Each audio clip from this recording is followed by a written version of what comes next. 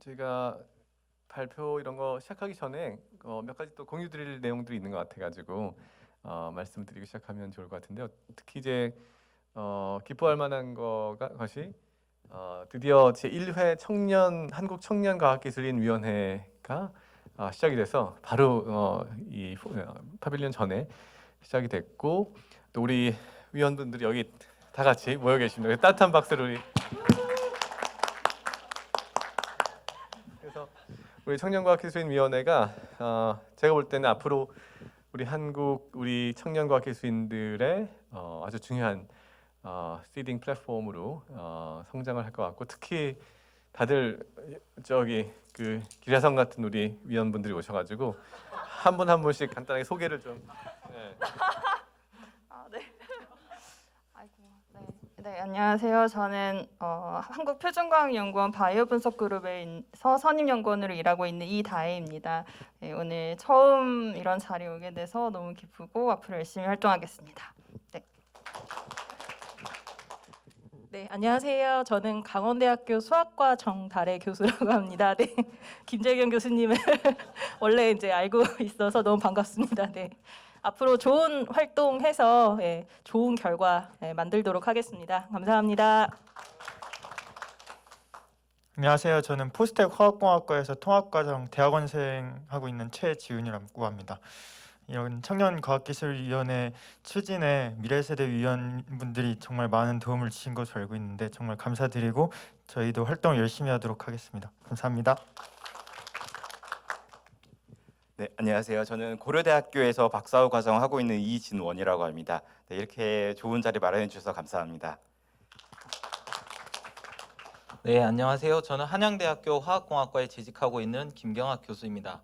저도 청년과학기술인 여기 와서 청년과학기술인들의 이제 의견을 더 대변하고 목소리를 낼 수 있게 열심히 활동하도록 하겠습니다. 감사합니다. 네, 안녕하세요. 저는 서울대학교에서 박사후 연구원을 하고 있는 유경지라고 합니다. 저도 이런 자리에 오게 돼서 너무 기쁘고 현장의 목소리를 반영해서 과학 정책에 조금이라도 보탬이 되고 싶습니다. 감사합니다.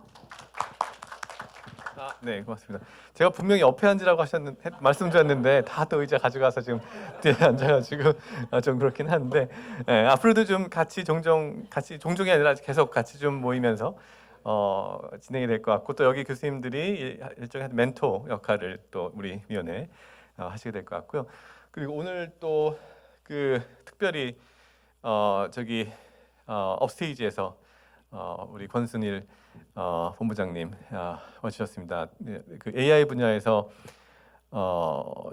조슈아 벤지오 캐나다에 계시는 AI의 뭐 거의 구루 중에 구루시죠.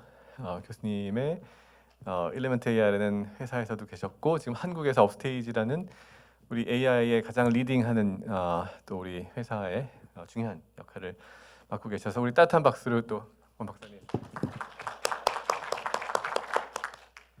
참고로 우리 송승헌 박사님하고 오랫동안 같이 일을 하셨습니다. 네, 감사드리고요. 근데 우리 또 청년과학기술인위원회 학생들이 우리를 잘 모르기 때문에 간단하게 자기 소개를 해주시면 좋을 것 같습니다. 저희가 아까 했습니다. 이준환 교수님부터 하시면 됩니다. 네, 예, 반갑습니다. 저는 서울대학교 언론정보학과의 교수로 재직 중인 이준환입니다. 뭐 간단하게 제가 하고 있는 거 오늘 말씀을 드리긴 할 거지만, 제가 하고 있는 연구를 제가 하고 있는 분야 말씀드리자면, 저는 언론정보학과에 있지만 언론 전공하지는 않았고요. 컴퓨터공학을 전공을 해서 이제 뭐 로봇 저널리즘, 그다음에 인공지능 팩트 체킹 이런 거 연구를 하고 있는데, 오늘은 그 중에 이제 또 다른 연구를 좀 이따 소개를 드리려고 합니다.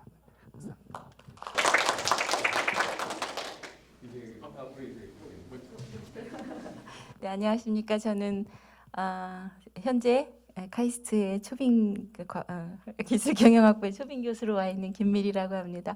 30여 년 이제 대전 MBC에서 프로듀서로 근무를 했었고요. 지금은 이제 뭐 커뮤니케이션 이런 거 관련해서 뭔가 이제 소프트 스킬을 좀 더 높여주기 위한 일을 와서 조금 힘이 될까 하고 지금 와 있고요. ESG 최고 경영자 과정을 이제 책임 교수님 모시고 제가 이제 주임 교수로서 운영을 카이스트 안에 있는 ESG 최고 경영자 과정을 운영을 하고 있습니다. 반갑습니다. 반갑습니다. 김일희 교수님은 그동안에 진행됐던 그 콘서트하고 포럼하고를 사실은 다 손주관하고 진행해서 이 미래세대위원회가 여기까지 오는데 가장 또 큰 역할을 해주셨습니다. 이 자리를 다시 한번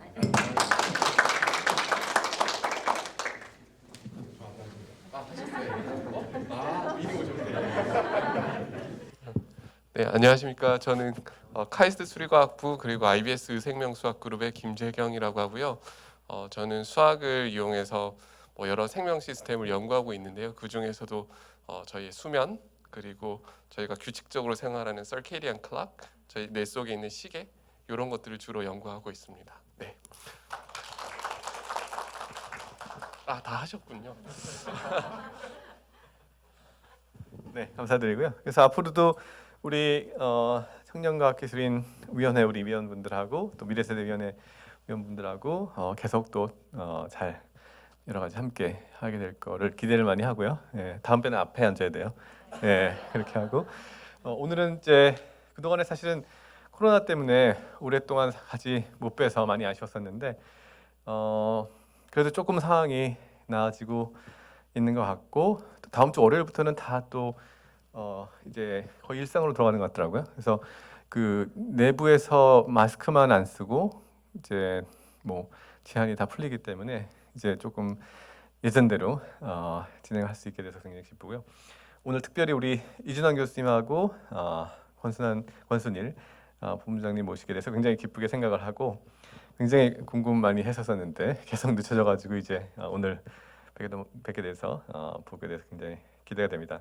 감사드리고 그래서 오늘 뭐 원래 우리 잘 아시다시피 편하게 또 발표하시고 우리가 의견 나누고 중요한 거는 이제 나중에 우리 한국 사회가 이 새로운 이런 변화 속에서 과연 어디로 나가야 되는지에 대한 그런 방향성을 같이 마지막에 정리를 해서 그 메시지를 우리 사회에 이렇게 나눌 수 있는 그런 자리가 되면은 좋을 것 같습니다.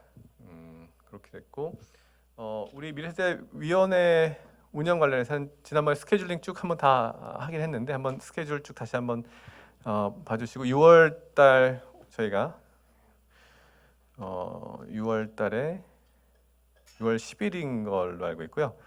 6월 10일 날 그 김형범 교수님이 발표하시기로 하셨고 아마 바이오 쪽에서 한 분 더 해서 발제를 하시고 청년과학기술위원회가 또 바로 그 오늘처럼 먼저 있었기 때문에 그때도 같이 모여서 여러 가지 나도 그때 아마 청년과학기술위원회 모두 좀 다 남아가지고 우리 전체 위원회 총괄하는 부분들 같이 좀 공유를 하면 좋을 것 같습니다. 그러면은 어느 분이 먼저 시작하는 게 좋을까요? 제게 연결돼 있어서. 네네. 그러면 우리 저기 교수님께서.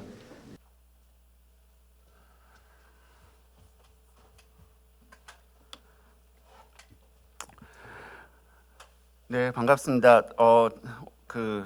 저 오늘 저에게 그 한국 사회가 나아갈 길 뭐 이런 방향에 대해서 이제 뭐 발표를 하면서 얘기를 해달라고 말씀하셨는데 고민을 좀 하다 보니까 되게 어렵더라고요. 그래서 이제 저희 연구를 그 좀 담담하게 소개를 드리면서 그 이제 여기 이제 다 과학기술 하시는 분들이기 때문에 과학기술 연구를 하시는 관점에서 그 또 어떤 점을 좀 더 고려를 해봐야 되는가 이런데 이제 좀 점을 좀 맞추고 들어주셨으면 어떨까 생각을 합니다.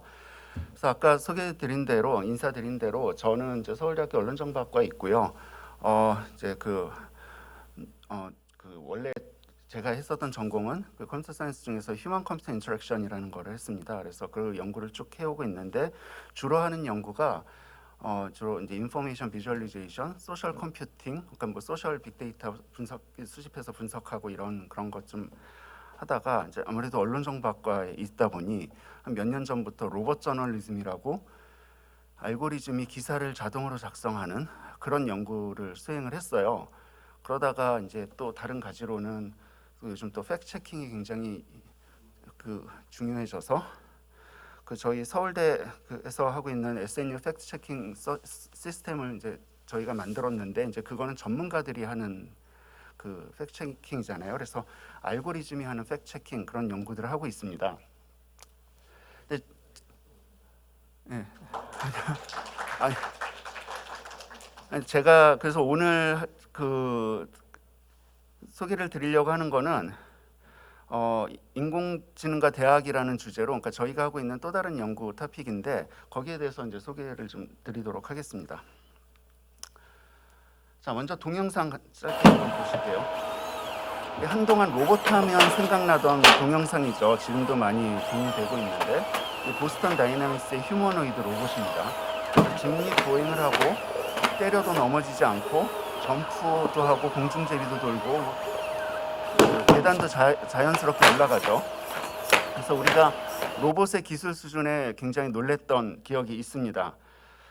이때 동영상들은 주로 그 현재 로봇 기술이 얼마나 진보하고 있는지를 그 자랑스럽게 보여주는 그런 모습이었죠.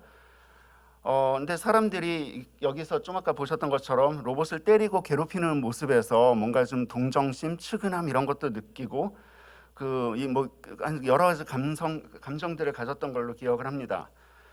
그랬던 보스턴 다이내믹스 로봇들이 K-팝의 나라로 왔죠. 그런 동영상들이 이제 As mobility evolves, Rio. 앞에 동영상이랑 굉장히 이미지가 다르잖아요. 앞에 동영상이 그 동영상의 로봇이 언젠가 있을지 모르는 로봇의 반란 같은 것에 이제 잠재적인 주인공처럼 로봇이 그려졌다면 이거는 거의 같은 로봇이지만 친구와 같은 모습이죠. 그래서 이제 앞으로 우리가 이런 로봇과 함께 살 미래들이 기다리고 있을 것 같은데 우리는 무엇을 할 수 있을까? 그러니까 이제 저희의 연구라고 보시면 될 것 같습니다. 최근에 소셜 로봇이라는 말이 많이 등장을 하는데요. 지금 그림에서 보시다시피 귀엽고 친근한 휴머노이드 같은 로봇이 등장하기 시작을 했죠. 그러면서 대부분 광고가 이렇게 그 사람과 자연스럽게 대화하는 동반자 같은 모습으로 그려집니다. 인공지능의 발전으로 대화형 에이전트 기술이 급속도로 발전을 하면서 이런 모습들이 가능해졌죠. 그러니까 우리가 그냥 단순히 로봇을 컨트롤러로 막 이렇게 조종하는 게 아니라 대화를 나누고 이런 그 대화의 상대가 되는 거죠.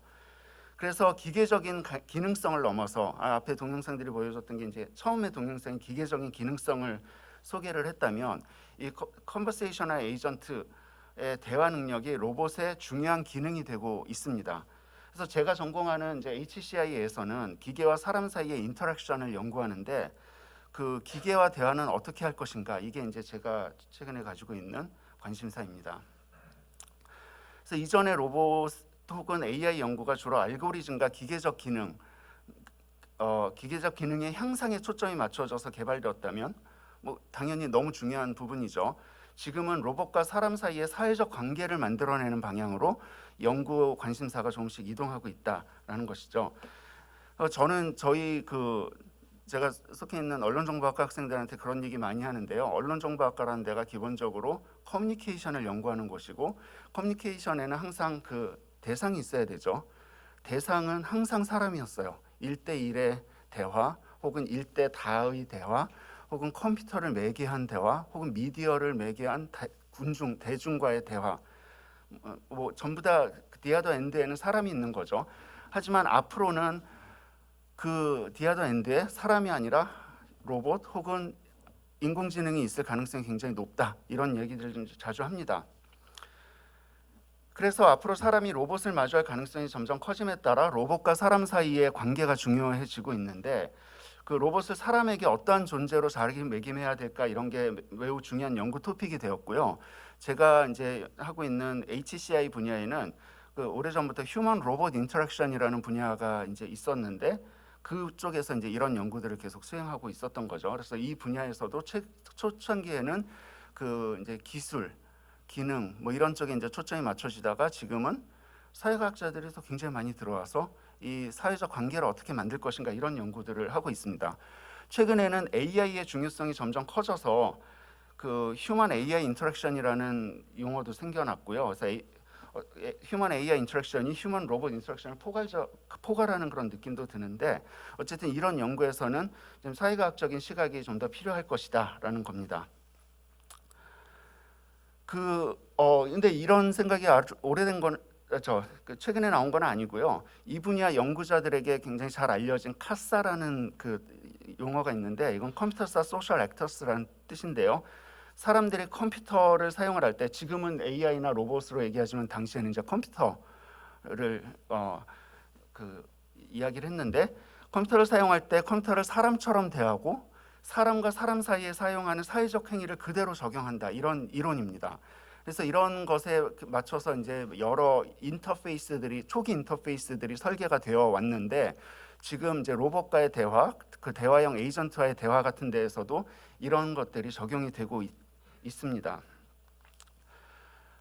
자, 이거는 카네기 멜론 대학에서 카네기 멜론 대학의 AI 대학원의 AI 스택이라는 것인데요. 그 이제 홈페이지에 AI 스택을 이렇게 공개를 하고 있는데 보면 이제 흥미롭죠. 일단 기본적으로는 그 카네기 멜론에서 이루어지는 모든 연구들을 차곡차곡 잘 소개해 놓은 것입니다.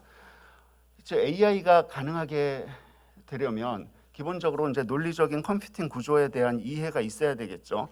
그래서 그 컴퓨팅이 이루어지면 그 다음에는 그걸 바탕으로 여러 디바이스들을 만들 수가 있고 디바이스가 만들어지면 그 위에 데이터가 얹혀지고 굉장히 다량의 데이터가 얹혀질 수가 있고 그걸 바탕으로 우리는 그 머신 러닝을 하고 머신 러닝이 이루어지면 모델링이 그 예측 모델, 뭐 분류 모델 같은 것 모델을 만들죠. 그런 모델이 있으면 그걸 바탕으로 우리는 디시전 서포트를 할 수가 있겠죠. 그래서 그 위에서 이제 디시전 서포트가 있습니다. 그 위에는 이제 그걸 바탕으로 또 플래닝과 액팅을 하게 되고요.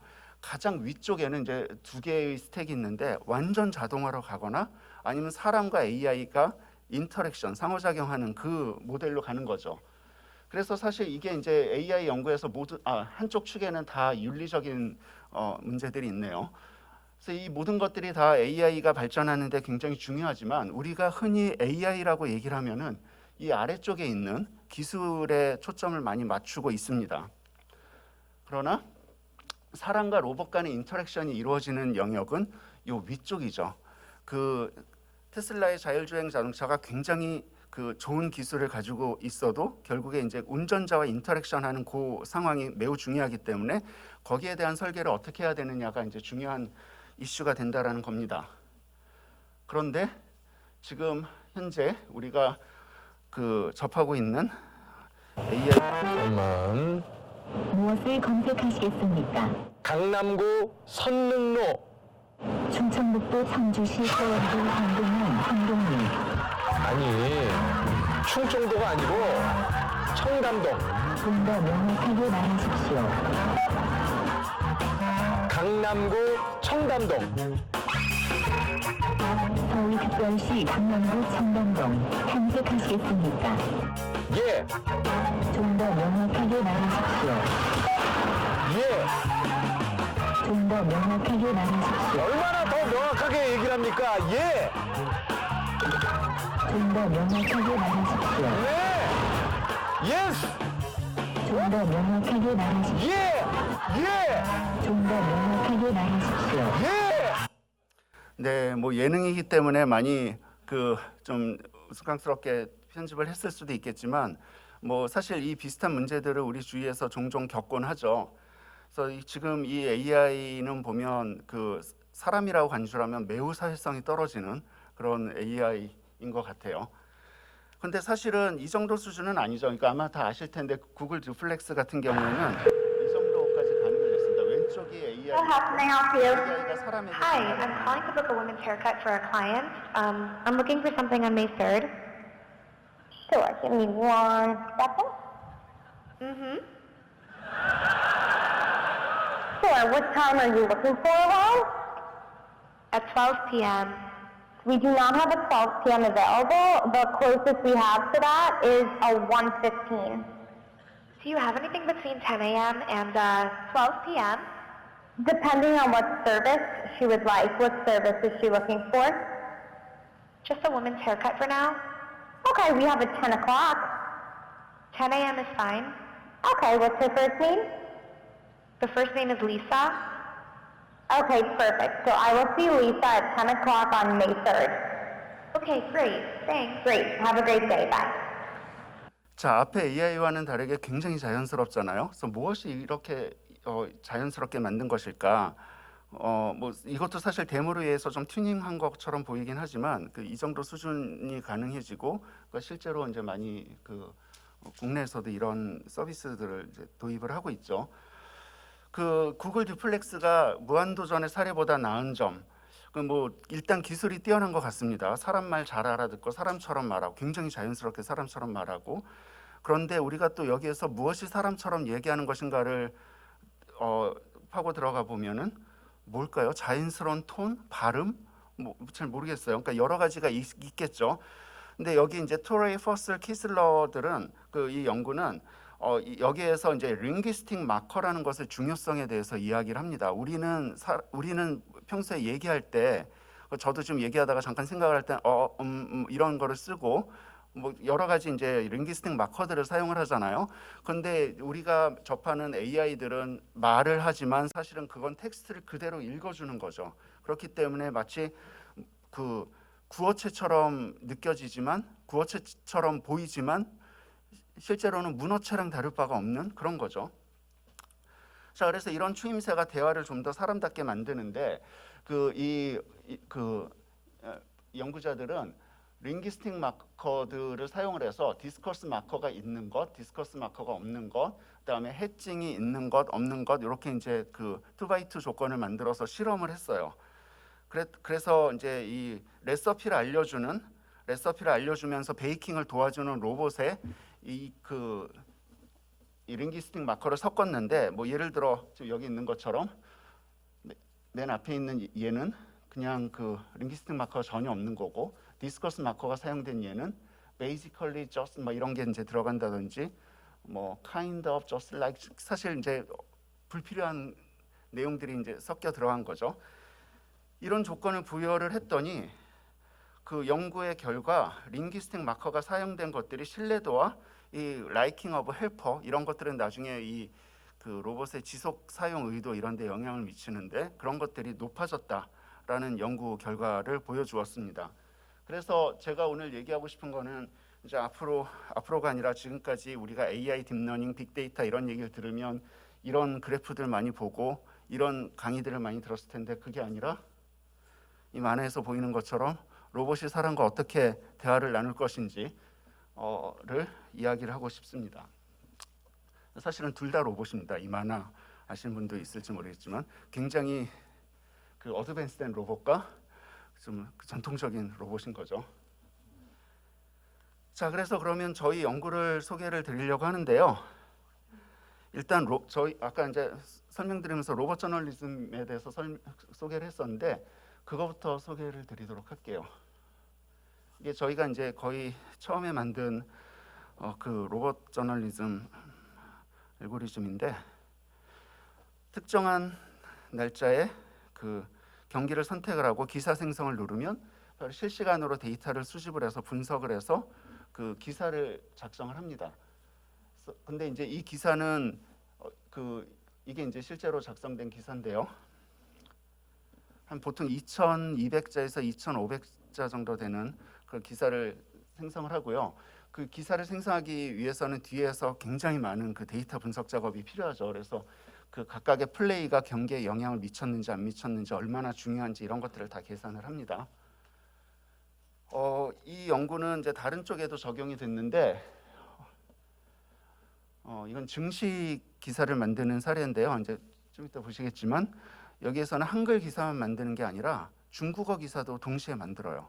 저희가 이제 번역기를 사용을 한 게 아니라 어차피 이제 저희가 하고 있는 게 데이터를 기반으로 내러티브를 만드는 거기 때문에 그 내러티브를 영어나 중국어나 프랑스어나 이렇게 그냥 만들면 실시간으로 그냥 똑같은 기사들을 만들어낼 수 있는 거거든요. 그래서 그런 작업을 했습니다. 네, 이걸 로봇 저널리즘이라고 얘기를 하는데요. 로봇 저널리즘은 기사 작성에 필요한 데이터 수집, 분석, 처리, 기사의 핵심 내용 발견, 본문 작성, 배포에 이르는 전 과정에 알고리즘이 참여해서 이걸 자동화하는 그런 것을 이야기를 합니다. 그래서 저희가 처음에 이런 짧은 프로야구 기사부터 시작을 해서 파이낸셜 뉴스를 통해서 증권 시향 기사를 제공하기도 하고 19대 대선, 그 다음에 지방선거, 그 다음에 21대 그 국회의원 선거에서 이제 활용을 했는데요. 21대 국회의원 선거에서는 좀 특이하게 요거를 챗봇 형태로 만들어봤어요. 그 선거 보도에는 그 챗봇 형태가 좀 더 유용하더라고요. 그래서 뭐 아무개 후보 어떻게 됐어? 물어보면 동영상 같이 보여드릴게요. 아무개 후보 어떻게 됐어라고 물어보면은 이제 그 결과를 실시간으로 받아서 이제 보여주는 거죠. 그래서 뭐 전국 브리핑하면 전국 상황 요약해주고 서울 정보 요약해주고 네 이렇게 이제 그 챗봇을 제공을 했는데 이건 이제 실제로 그때 사용됐던 캡처했던 예거든요. 그래서 뭐 보시면은 초기에는 제가 여기서 잘 안 보이네요. 투표율 같은 걸 보여주다가 나중에는 지금 개표가 되면은 개표가 어떻게 진행이 됐는지, 접전 지역은 어딘지 이런 걸 알려주고요. 그리고 뭐 특정 후보의 당선 확률 이런 것도 이제 예측을 해서 알려주고, 뭐 그 누가 어떻게 됐는지, 뭐 비례대표 결과는 어떤지 이런 물어보는 대로 이제 대답을 해줍니다.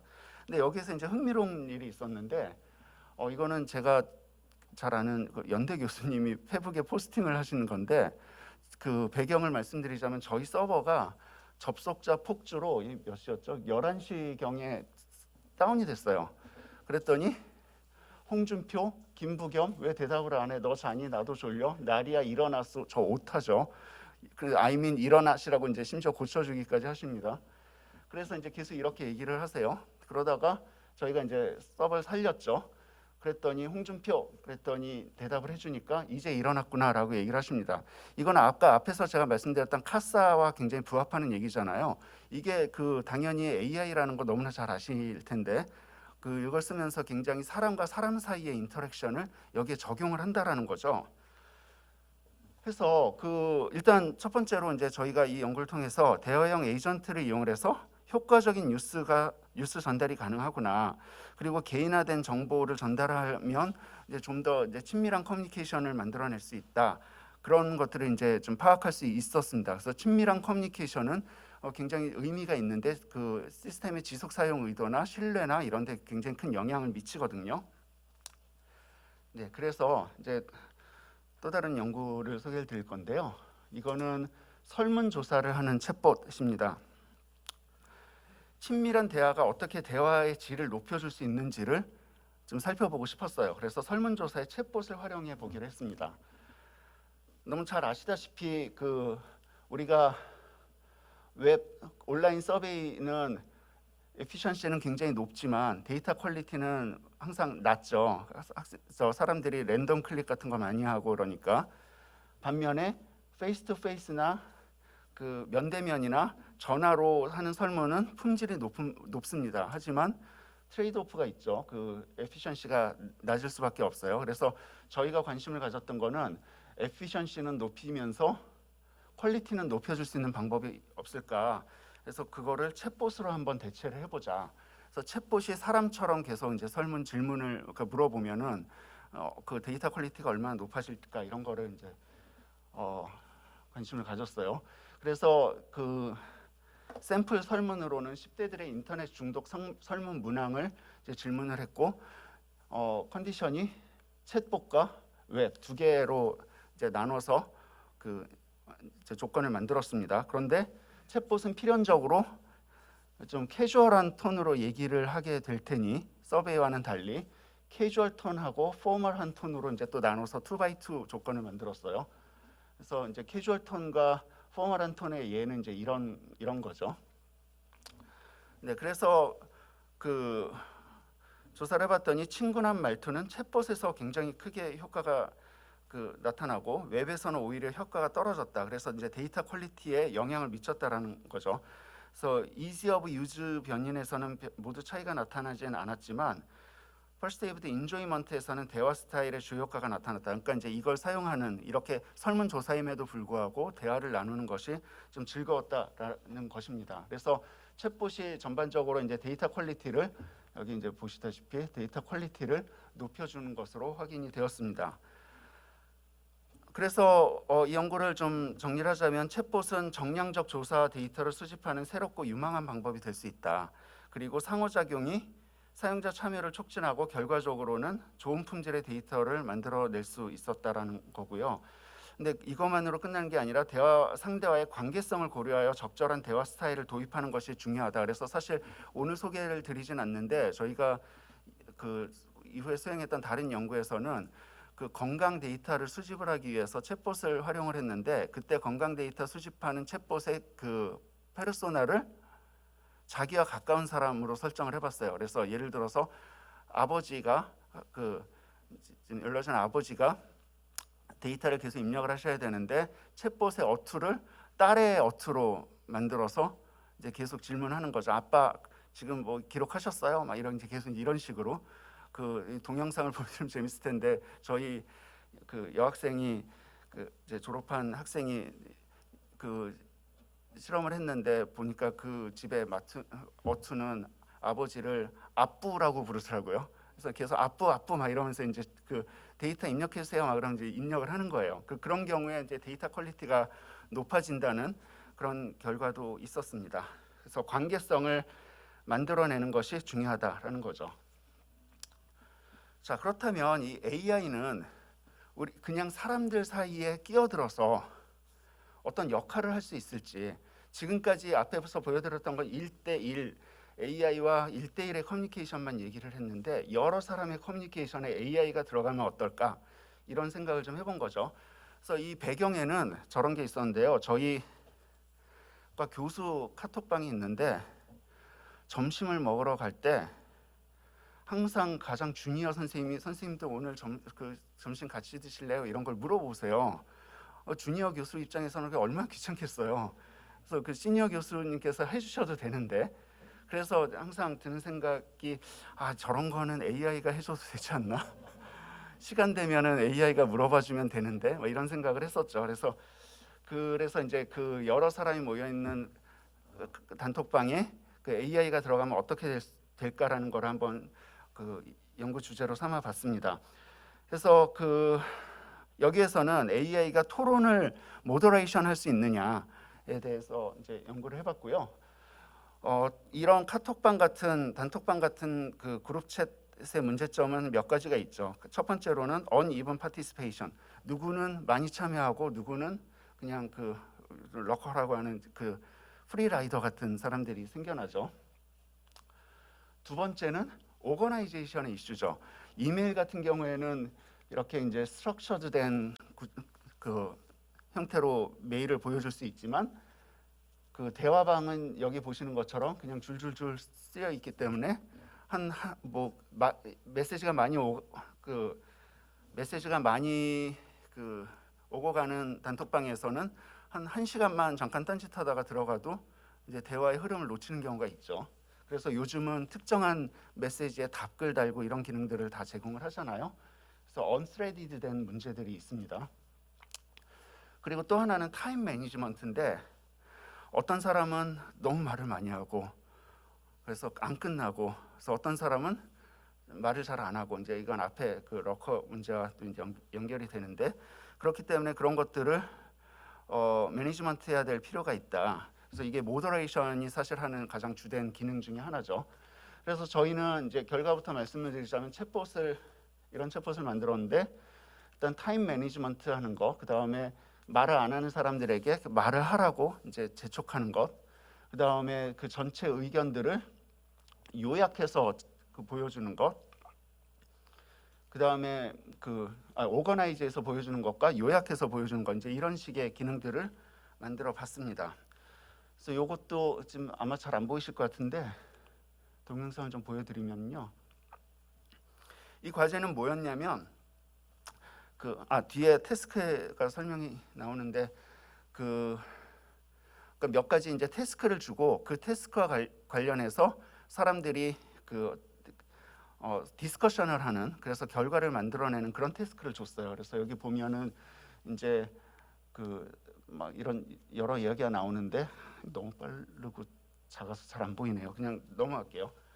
네, 그래서 이제 태스크가 4개가 주어졌는데 estimation, decision making, open debating, 그다음 problem solving. 그래서 각각의 태스크는 저런 것들이었어요. 에펠탑의 높이를 추정한다든지, 아니면 뭐 AI의 도덕적 딜레마에 대한 토론을 한다든지, 아니면 어떤 사람이 이름을 까먹었을 때 그거를 직접 너 이름이 뭐니? 라고 물어보지 않고 추측할 수 있는 방법은 뭐가 있을까? 이거는 굉장히 자유롭게 토론할 수 있는 거잖아요. 이제 그런 거를 이제 했고, 그래서 지금 저기 동영상에서 보시면은 이제 어떤 내용들이 있냐면은 뭐 A라는 사람이 말을 안 하고 있으면 A야 너의 의견은 어때? 라고 얘기를 한다든지, 전체 토론 시간이 한 10분 남았습니다라고 얘기를 한다든지, 그래서 지금까지 나온 의견들은 이런 의견들이 있었습니다라고 정리를 해준다든지, 이런 것들을 그 챗봇이 해줬죠. 그래서 그 결과를 보면은 챗봇이 중재한 토론에서 참여자들이 더 다양한 의견을 만들어냈고요. 그리고 챗봇은 특히 그 오픈 디베이팅 태스크에서 더 골고루 참여할 수 있도록 유도를 할 수가 있었고, 그리고 참여자들이 그 토론이 공정하고 효과적이었다라고 생각을 했어요. 챗봇이 그 모더레이션을 한 것이. 그래서 전반적으로 이제 모더레이터 봇이 생산적인 토론을 만들어내는데 큰 역할을 했다라는 건데, 정리를 하자면 그 대화형 에이전트는 중재자이자 협력자의 역할을 할 수 있었다라는 거고요. 참여자의 고른 참여가 진정한 공감대를 만들어냈다. 그런데 좀 더 구조적인 토론을 하기 위해서는 단순히 모더레이션의 여러 기능들만을 도입하는 것만으로는 부족하고, 모더레이션의 여러 기술들이 필요한 거죠. 그래서 사실 우리도 이제 토론 같은 데 보면 모더레이션을 기가 막히게 잘하는 사람들이 있고 그렇지 않은 경우가 있잖아요. 그 경험에 따른 건데, 그래서 그런 기술들은 어떻게 적용을 해야 될 것이냐, 그래서 이제 그걸 후속 연구로 진행을 했었는데, 그래서 여기까지만 일단 소개를 드리도록 하겠습니다. 자, 이거는 마지막인데요. 그래서 지금까지는 그 AI가 우리 일상에 얼마나 그 효과적으로, 특히 이제 챗봇 같은 것들이 우리의 그 일상생활들을 얼마나 효과적으로 서포트를 하는지를 이제 좀 보여드렸는데, 사람들은 인공지능을 피하고 싶은 욕구도 굉장히 큰 것 같아요. 그래서 저 같은 경우도 제가 친구들한테 자랑스럽게 얘기하는 건데, 인스타그램 서치를 보면은 강아지 사진밖에 없어, 막 그런 얘기를 하는데, 이제 왜 그렇겠어요? 그러니까 뭔가 우리가 유튜브, 인스타그램, 페이스북은 좀 덜하지만 뭐 아마존 이런 데서 뭔가 검색을 하면은 알고리즘이 계속 내 데이터를 추적을 해서 뭔가 너는 이런 사람이니까 이런 정보를 내가 보여줄게, 그러면 보여주잖아요. 이제 사람들이 그거를 피하고 싶어하는 거죠. 자, 그래서 이제 그래서 왼쪽에 있는 게 지금 말씀드린 것처럼 이 알고리즘을 잘 활용하는 그 알고리즘이 제공하는 추천 같은 것들을 잘 활용하는 예인데, 반면에 사람들은 그런 것들을 리버스 엔지니어링을 통해서 어떻게 이런 일들이 일어나는지 계속 모니터링하고 그걸 피하고 싶어하는 그런 욕구들도 있다라는 겁니다. 혹시 라이스 버니라는 걸 들어보셨나요? 라이스 버니. 이 라이스 버니는 중국의 미투 운동과 관련한 태그였대요. 근데 중국에서는 AI가 미투 운동과 관련한 포스팅이 올라오지 못하도록 그 미투라는 그 태그를 블락을 했는데, 그랬더니 사람들이 라이스 버니라는 태그를 만들어낸 거죠. 라이스가 쌀미죠, 미. 그다음에 버니는 토끼. 그래서 라이스 버니가 중국어로는 미투 같은 발음이 난다고 해요. 그러니까 이거는 이제 알고리즘을 우회하는 방법인 거죠. 그래서 저희가 이 연구에서 관심을 가졌던 거는 사람들이 알고리즘을 어떻게 우회를 하는지를 한번 살펴봤는데, 흔히 우리가 이제 볼 수 있는 게, 요즘 그 번역기 알고리즘의 성능이 너무 좋아져서, 그래서 그 외국어로 쓴 것들도 우리가 대충 뜻은 다 이해할 수가 있잖아요. 그래서 에어비앤비, 그다음에 호텔스닷컴 이런 데 가보면 그 세계 각국어로 다 리뷰들이 올라오는데, 대충 보면은 다 무슨 내용인지 알 수 있어요. 이게 좋다는 건지 나쁘다는 건지. 그거는 이제 그 오너들한테, 이 프로퍼티를 소유하고 있는 사람들에게도 마찬가지인 거죠. 그래서 보니까 이런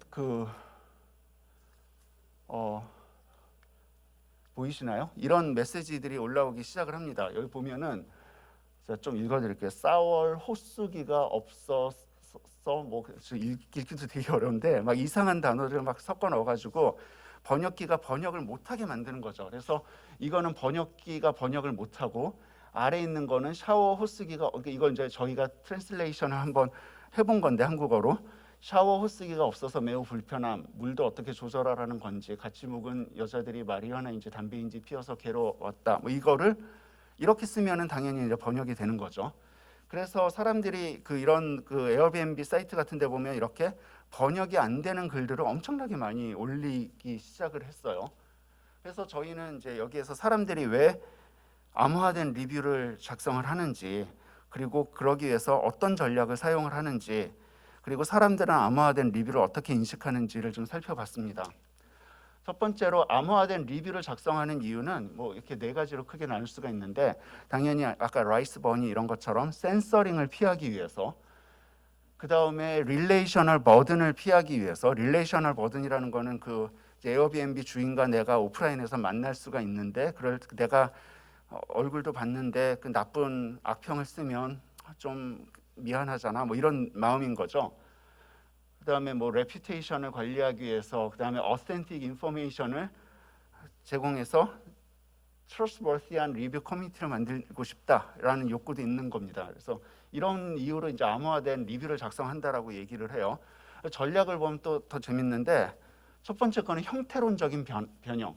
그래서 트릭 구글 TRKIC, 우리는 읽을 수 있지만 알고리즘은 저거 이제 판별해내기 어렵죠. 그리고 뭐 이런 거라든지, 아니면은 한글과 알파벳을 막 섞어서 쓰는 거. 그래서 두 번째가 의문론적 변형이라면, 세 번째는 시각적 변형이죠. 이렇게 시각적인 변형. 그다음에 저 이거 좋아하는데, 진짜 방 더러워요, 더러워요 써 있죠. 이런 것들. 그래서 이런 리뷰들을 만들어냅니다. 그래서 사실 요거는 알고리즘이 또 사람들이 쓰는 여러 패턴들을 파악하고 해킹하는데 또 도움이 될 수 있는 정보일 수도 있어요. 그래서 이거를 알고리즘과 사람들이 게이밍한다라고 이제 보통 얘기를 하거든요. 네, 그래서 게이밍하는데도 도움이 되는 전략일 수도 있습니다. 자, 그래서 이거를 결과를 봤더니 암호화된 리뷰 인식 결과를 봤더니, 다른 한국인 독자가 이런 리뷰를 읽었을 때 첫 번째는 뭐 가독성이 낮다, 정보 전달이 안 된다 이런 의견도 있었지만, 리뷰 작성자의 노력이 느껴졌다. 그다음에 리뷰 작성자는 다른 사람의 피해를 예방하려고 한다. 그리고 이렇게 암호화된 문장으로 만들어진 부정적인 의견이 훨씬 진실된 정보인 것 같다라고 이제 사람들이 인식을 하는 거죠. 네, 그래서 사용자들은 이제 검열을 피하고 뭐 대인관계 부담을 줄이고 개인정보 보호하고 진실한 리뷰 커뮤니티를 생성한다는 목표로 알고리즘을 속이는 행동을 한다. 하지만 그리고 이제 사용자는 5가지 전략을 활용해서 메시지를 작성하고 알고리즘을 속인다. 그리고 사람들은 부정적인 정보가 포함된 암호화된 기계 번역 불가 리뷰를 더 신뢰한다. 이런 것들이 이제 이런 연구의 결과였습니다. 그래서 알고리즘과 관련해서는 사실 이 모든 것들이 사람들에게 꼭 긍정적인 방향으로 가는 것은 아니고, 사람들이 그걸 회피하기 위해서 사용하는 전략 같은 것들도 사실 알고리즘과 사람 사이의 관계 안에서 만들어지는 여러 행동들이잖아요. 그래서 그런 것에 대한 연구를 수행한 사례입니다. 그 밖에 이제 몇 가지 연구들이 있는데요. 뭐 시간 관계상 저희 연구를 다 소개하기는 어렵지만, 저희는 지금 현재 이 분야의 연구에서는 대화형 에이전트를 중심으로 AI와 로봇이 사람과 어떻게 관계를 맺을 수 있도록 설계되어야 하는지 이걸 주로 이제 연구를 하고 있고요. 그래서 저희가 했었던 연구 중에 성범죄 피해자를 도와주는 대화형 에이전트 같은 것들을 만들어 본 적이 있었는데, 처음에 시작은 되게 이제 뭐 경찰서 같은 데 가면은 수사관이 남자고 그러면은 이제 대화하기가 되게 어렵고, 그래서 이런 거를 이제 만들어 준다 해서 시작을 했는데, 이제 사실 그런 목적보다는 사람 그 사람들이 이제 성범죄 피해자 같은 경우에 이제 아무래도 자기 정보를 노출하고 이런 것들이 굉장히 꺼려져서 꺼려지기 때문에 이제 주로 온라인에서 정보를 서치하고 그래서 이제 이제 필요한 정보들을 찾는데 그 과정에서 잘못된 정보들이 굉장히 많이 전달이 되는 것 같아요. 특히 이제 이쪽 아시는 분들은 너무 잘 아시겠지만 성범죄 관련한 법률이 엄청나게 많이 개정이 돼서 온라인에서 찾는 정보들이 유용한 정보가 아닌 경우가 굉장히 많거든요. 그래서 그런 것들을 그러니까 사실은 은밀한 자기만의 공간에서 이루어지는 커뮤니케이션 같은 것들을 좀 도와줄 수 있는 그런 거죠.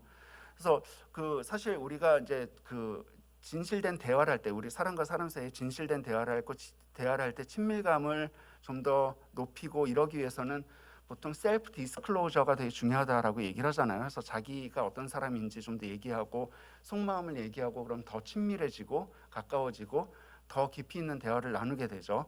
그런데 이제 이런 경우에 저희가 발견한 놀라운 결과 중에 하나는 성범죄 피해자들 같은 경우에 오히려 사람과 사이에서 대화를 하는 것보다 이렇게 AI와 대화를 할 때 훨씬 더 셀프 디스클로저를 할 가능성이 높다라는 거였어요. 그러니까 이제 이런 분야에서 AI가 또 중요한 역할을 할 수 있겠지만 단순히 AI가 그런 걸 하는 것이 아니라 그 피해자와 어떤 관계를 만들고 어떤 대화를 나눌 것인지 그다음에 그 과정이 새로워진 라포는 어떻게 만들어야 되는지 이런 것들이 이제 중요해지겠죠. 네, 그래서 이제 저희는 이런 연구들을 하고 있습니다. 제가 30분에 맞추려고 되게 빨리 얘기를 했는데 조금 쭉 한 것 같은데요. 네, 네, 이상으로 발표 마치고 좀 이따 그 질문 시간에 질문 받도록 하겠습니다.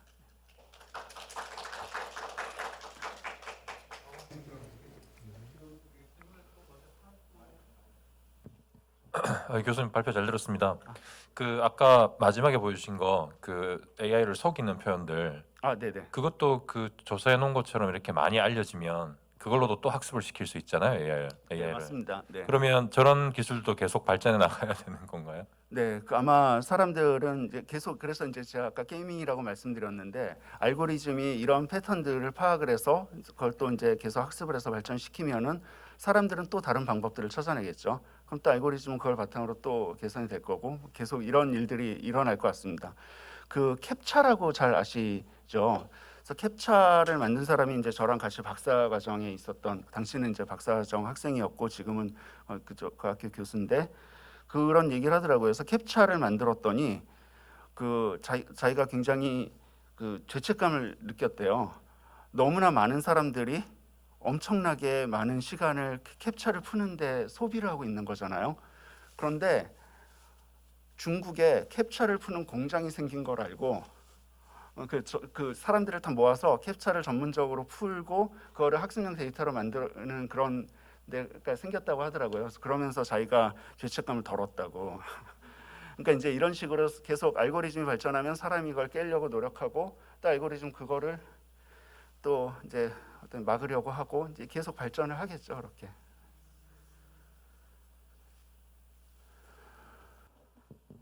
꼭 그거 정치적인 건 아니지만 이번에 새로 정부에서 디지털 얼스하고 그래서 이 정부 시스템을 AI로 해서 더 고도화하겠다는 그런 얘기를 했는데 그러면 지금 이제 아까 말씀하신 것처럼 이 AI 리스폰스가 굉장히 사람처럼 진행이 돼서 어떻게 보면 이제 정부와 시민들 간의 인터페이스가 훨씬 더 고도화돼서 훨씬 더 어떻게 보면은 그러니까 코슬리하게 매니저블한 걸로 가는 거에 대해서는 혹시나 얼마나 피저블한 지금 단계에서 어떻게 보시나요?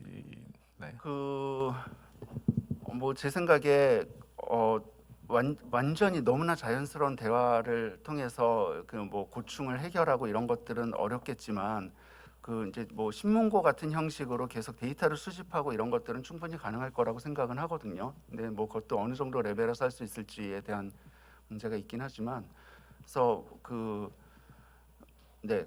정도로 생각을 하고 있습니다. 근데 사실 이게 지금 저희 연구도 그렇지만 저희는 사실 그 핵심 기술을 만든다기보다는 그 기술을 바탕으로 사람들과 커뮤니케이션 할 수 있는 그 인터페이스를 만드는 연구를 하고 있다고 생각을 하는데 그 핵심 기술이 최근에 이제 계속 지속적으로 발전하고 데이터도 엄청 좋아지고 그래서 뭐 그 의미 있는 성장이 있을 거라고는 생각을 합니다만 완벽하게 이렇게 그 사람이 하듯이 모든 걸 다 받아주고 뭐 이런 거는 쉽지 않을 것 같습니다.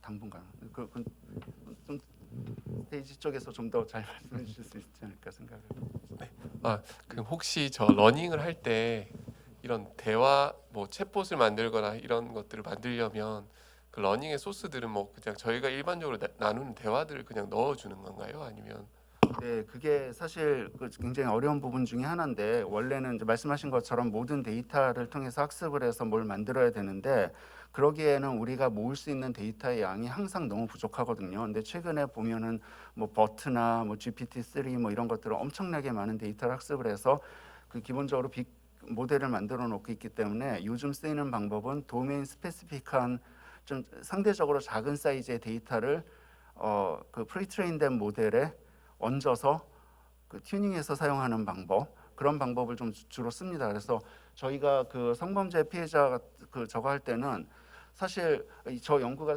굉장히 어려움이 있었는데 처음에 경찰청이랑 같이 했었던 과제인데 경찰청에서 그 상담 데이터 같은 것들을 다 주겠다. 그러니 그걸 학습 자료로 써라 그랬는데 법리 검토를 해보니까 하나도 줄 수가 없는 거예요. 그래서 처음에는 이거를 그 굉장히 그 저희가 데이터를 막 만들어가면서 그 하이라키를 만들어서 뭐 굉장히 좀 나이브한 접근을 해가지고 만들었거든요. 근데 그 중간에 이제 막 그 버트 같은 것들 가능해지고 이러면서 나중에는 저희가 학습용 데이터를 한 몇만 건 정도를 만들어서 얹어서 그 좀 챗봇을 만들어봤어요. 그랬더니 부족하긴 하지만 그래도 어느 정도 운영이 될 만하게는 되더라고요. 물론 그 이후에 계속 데이터 수집하면서 업데이트를 해야 되겠지만 그래서 요즘 그런 방법들을 주로 많이 씁니다. 그 하나는 근데 이제 요새 그 다른 포럼 갔다가 제가 이제 회장님 대신 발표하느라고 했는데 그 올해 인구 이 신생아가 그 피크 타임에 비해서 25% 정도밖에 안 되더라고요. 그래서 그러니까 매년 80만 명이 줄어드는. 근데 40만 명이 6.25에서 사상자인데 80만 명이면 1년에 6.25 전쟁을 2번씩 치르는 정도로 지금 인구 감소가 팍팍팍 떨어지고 있는데 그렇게 되면 나중에 사실 이런 챗봇이 어떻게 보면은 모든 부분에서 막 다 굉장히 많은 역할을 하게 될 것 같고 뭐 영화에서는 막 사람 만나기가 힘들어지는 세상이 될 수도 있을 것 같은 다 챗봇으로만 얘기하다가 사람 이제 집에 가서 사람 만날 수 있는 그런 세상이 올 수 있을 것 같은 약간의 우려 사항들이 있긴 한데 반면에 또 이 챗봇이 그 우리 사회에서 가져갈 역할들도 굉장히 커지는 부분인 것 같고 근데 이런 챗봇에 대한 부분에 대한 연구 부분들은 한국은 어떻게 많이들 한국에 대한 그 AI 부분은 또 상당히 약한 것 같긴 한데 어떠신가요? 그쪽의 연구 부분. 가장 큰 문제는 그 한글 데이터가 부족한 게 제일 큰 것 같고요. 그래서 저희 뭐 다른 저 챗봇 연구를 할 때도 보면 사실 저희가 그 연구실에서 하는 연구 수준으로 이걸 좀 만들고 있기 때문에 그런 거를 아직 지금 아주 크게 부족하게 느끼지는 못할지도 모르는데 이걸 실제로 상용 서비스를 하려면 굉장히 많은 데이터들이 필요하거든요. 그래서 예를 들어 그 이루다 같은 데가 이제 그런 데이터를 수집을 해서 이제 챗봇을 만들었었는데 그 과정에서 이제 데이터 처리하고 이런 부분에서 뭐 프라이버시 문제 이런 거 제대로 하지 못해서 이제 이슈가 된 적도 있었죠. 그래서 그런 문제들도 좀 있고, 그러니까 법적으로 아까 이제 그 경찰청 얘기도 그렇지만 그 이제 데이터를 쓸 수 없게, 그러니까 그 개인정보보호법이 너무 강해서 데이터를 쓸 수 없는 문제도 좀 있고요. 뭐 그 이유인지 모르겠지만 그래서 학습할 만한 충분한 데이터가 부족한 점도 있고 좀 그렇습니다. 이 연구 말고 저희가 인공지능 팩트 체킹하기 위해서 데이터를 작년에 이제 10만 건 정도를 만들었는데 학습용 데이터를. 근데 그때 그 여러 그 뭐 백과사전 회사도 컨택을 해보고 언론사들도 컨택을 해봤는데 다 안 되고 결국 쓸 수 있었던 거는 그냥 다 공개돼서 오픈되어 있는 위키피디아밖에 없었거든요. 근데 위키피디아는 아무래도 이제 질적인 문제 같은 것들이 있고 그렇죠. 그래서 그런 문제들이 굉장히 많아요. 그러니까 저작권, 개인정보보호법 뭐 이런 것들 때문에 데이터를 액세스하기가 어려운 부분들이 꽤 많아서, 근데 그건 제가 섣불리 뭐라고 말씀드리기는 어려울 것 같습니다. 그게 뭐 없어져야 된다라고 얘기를 할 수는 없는 거니까. 그러니까 거기도 약간의 그 선진국 혁신의 파라독스 비슷한, 선진국은 레귤레이션이 굉장히 많아서 새로운 혁신들이 들어올 때 우리 그 뭐죠, 자동차, 우리 택시, 우버만 문제됐던 것처럼 중국은 이제 레귤레이션 그런 것들을 많이 신경 안 쓰니까 데이터가 엄청 많고 빨리 진보 새로운 혁신들이 나오는데, 선진국일수록 하나씩 다 레귤레이션과 뭐 프라이버시 이런 것들 다 걸려서 지금 슬로우 다운 되는 부분들. 그러니까 여기도 비슷한 부분들이 있을 수도 있겠네요. 우리 청년과학기술인위원회에서 특별히 오세요? 네. 네. 오늘 굉장히 인터레스팅한 또 발표해 주신 우리 이진환 교수님께 따뜻한 박수로. 그럼 저희가 한 지금 8분이니까요. 한 7분 정도 쉬었다가 5시 15분에 시작하면 어떨까요? 네.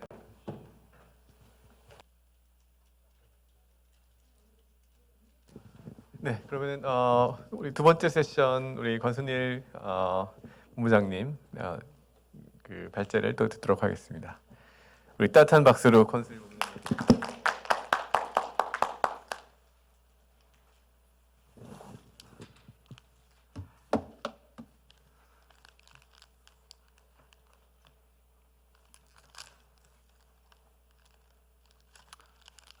네, 안녕하십니까. 업스테이지에서 사업총괄 맡고 있는 권순일이라고 합니다.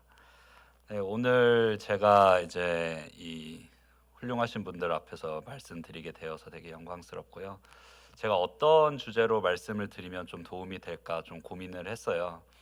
근데 이제 참석자 명단이나 이런 걸 보니까 이제 학계에서 다들 우수하신 분들이 많고 하신데, 제가 나름 이제 엘리먼트 AI나 지금 현업에서 어떻게 보면 산업계에서 일을 하면서 AI가 그럼 산업계에서는 지금 어떤 식으로 인식이 되고 어떻게 기대가 되고 있나에 대해서 좀 공유를 드리고, 제가 생각할 때 앞으로 산업계에서 AI 생태계가 어떤 식으로 좀 재편이 될 것인가에 대한 경험과 제 이제 의견을 좀 드리도록 하겠습니다. 그리고 제가 그 기반을 했을 때 과연 우리나라에서 저렇게 생태계가 구성이 된다고 했을 때 현재 실제 일하는 사람으로서 어떤 어려움을 좀 겪고 있나에 대해서 좀 말씀을 드리도록 하겠습니다. 예, 저는 앞에서 말씀드렸듯이 권순일이라고 하고요. 지금은 업스테이지라는 AI 이제 스타트업에서 사업 총괄을 맡고 있습니다. 그 전에는 이제 엘리먼트 AI라는 회사에서 동북아시아 사업 총괄을 맡았고요. 그 전에는 이제 맥킨지라는 컨설팅 회사에서 팀장을 맡았었습니다. 저 엘리먼트 AI라는 회사는 오시아 벤지오 교수가 이제 창업한 회사입니다. 이제 메인 창업자 3명 중 한 분이시고, 그래서 초반에 되게 어떻게 보면 전 세계적으로 엄청 기대를 받으면서 창업을 했습니다.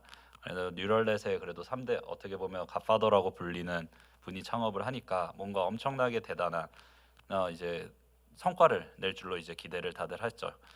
근데 뭐 사실 여러 가지 이유가 있기는 합니다만, 뭐 엑시시 이제 엑시시 되기는 했는데 제가 봤을 때는 사실 기대한 만큼 엑시시 된 성과는 아닙니다. 냉정하게 봤을 때. 어떻게 됐는데요?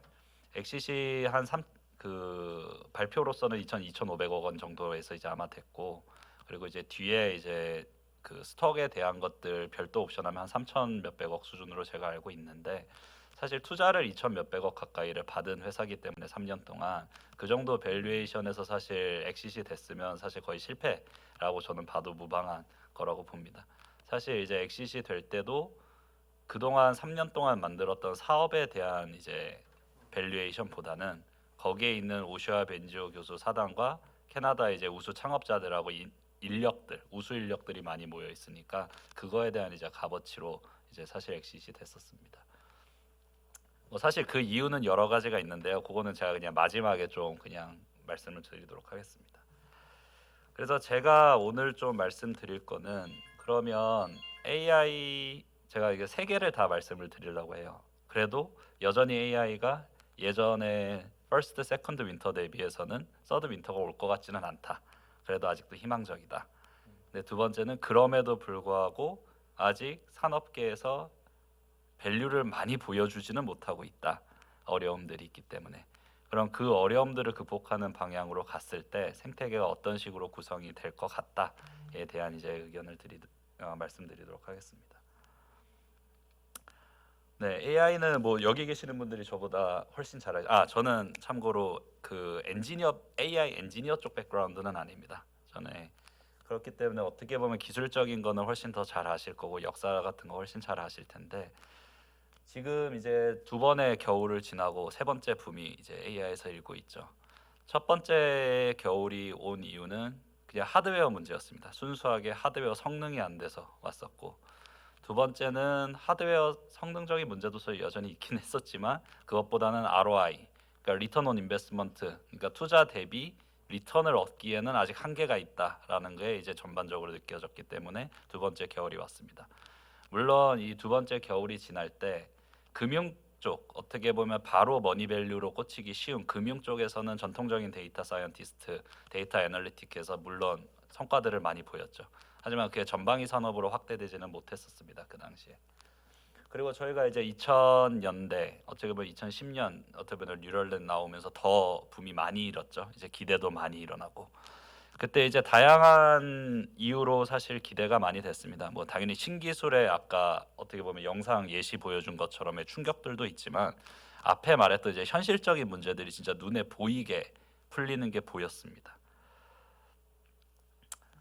크게 이제 세 개를 이유로 많이 드는데요. 첫 번째는 데이터 저장하고 프로세싱하는 가격이 말도 안 되게 줄어들었습니다. 물론 아마 여기 실제로 연구하시거나 GPU 쓰시면서 아니 아직도 비싸 죽겠는데 싸졌냐고 생각을 하실 수도 있는데 과거 대비해서는 정말 많이 싸진 편입니다. 그리고 두 번째는 데이터의 확보 가능한 데이터 숫자가 진짜 압도적으로 늘었습니다. 다양한 분야에서 여전히 데이터 공유 문제라든지 그거에 대한 이제 법적 테두리의 모호성 이런 것 때문에 한계는 있기는 하지만 예전 대비해서는 가용할 수 있는 데이터들이 진짜 많이 늘어났고요. 그러다 보니까 최근에는 어떻게 보면 예전에는 데이터 양이 중요하다, 양을 가진 회사가 경쟁력이 있다라고 얘기를 하다가 그것마저도 요즘은 좀 넘어간 것 같습니다. 데이터 양을 그냥 학습하는 정도에 확보하는 거는 그냥 돈 어느 정도 내면 할 수 있다. 물론 음성이나 영상은 아직도 돈이 너무 많이 듭니다만 할 수 있다. 오히려 어떤 데이터를 내가 잘 학습시키냐, 데이터 센트릭을 어떻게 내가 잘 하냐로 이제 경향성도 이런 것 때문에 좀 바뀐 것 같고요. 그리고 세 번째로는 뭐 다양한 이제 기술 발전이 있었죠. 뭐 여기 나오는 제가 적어놓은 뭐 머신러닝, 딥러닝 이런 개념 외에도 사실 모델 차원에서도 엄청나게 이제 발전이 많았고 요새 잘 되는 트랜스포머 계열이나 이런 것들을 잘 정형화되면서 가고 있고 이런 기술적 발전이 있었습니다. 그래서 아까 체감보다는 그래도 확실히 많이 줄어들었다는 것을 설명드리기 위해 이게 2018년대 자료라 아마 지금은 훨씬 더 낮아졌을 텐데 스토리지하고 프로세싱하는 비용이 진짜 예전 대비해서는 말이 안 되게 줄었습니다. 그러니까 스토리지 같은 경우는 4,400달러가 기가바이트에 1990년대 때 들던 게 이제 0. 몇 달러 단위로 줄어들었고요. 그리고 이제 프로세싱 같은 경우도 막 78,000불 막 이렇게 기가바이트로 들던 게 한 4.9달러 정도로 줄었습니다. 물론 데이터 양이 늘어서 사실 이것도 큰 금액이기는 합니다. 사실 산업계에서는 실제로 쓸 때는. 그리고 뭐 컴퓨터 속도에 대해서는 말할 필요도 없죠. 네.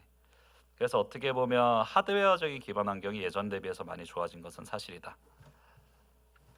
그리고 두 번째는 데이터가 엄청나게 많이 다양한 분야에서 다양한 컷으로 이제 만들어지고 있다.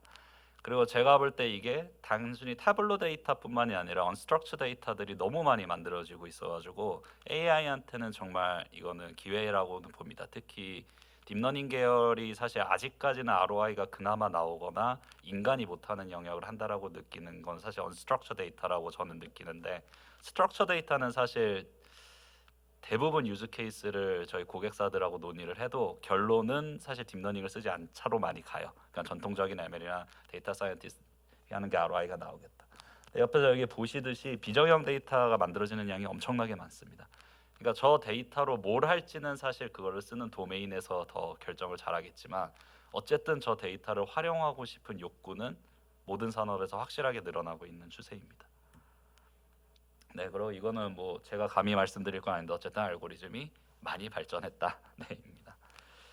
그런데 사실 그렇게 저 앞에 세 개만 봤을 때는 그러면 AI는 계속 장밋빛일 것 같다라고 생각이 드는데 제가 봐도 장밋빛에 가까운 거는 맞습니다만 사실 이제는 약간 그게 색이 좀 바랬어요. 제가 그냥 느끼기에 5년 전 대비해서는 색이 좀 바랜 경향이 있는데 사실 그 이유가 산업계에서는 사실 크게 세 개 문제 때문에 AI를 잘 적용을 못합니다.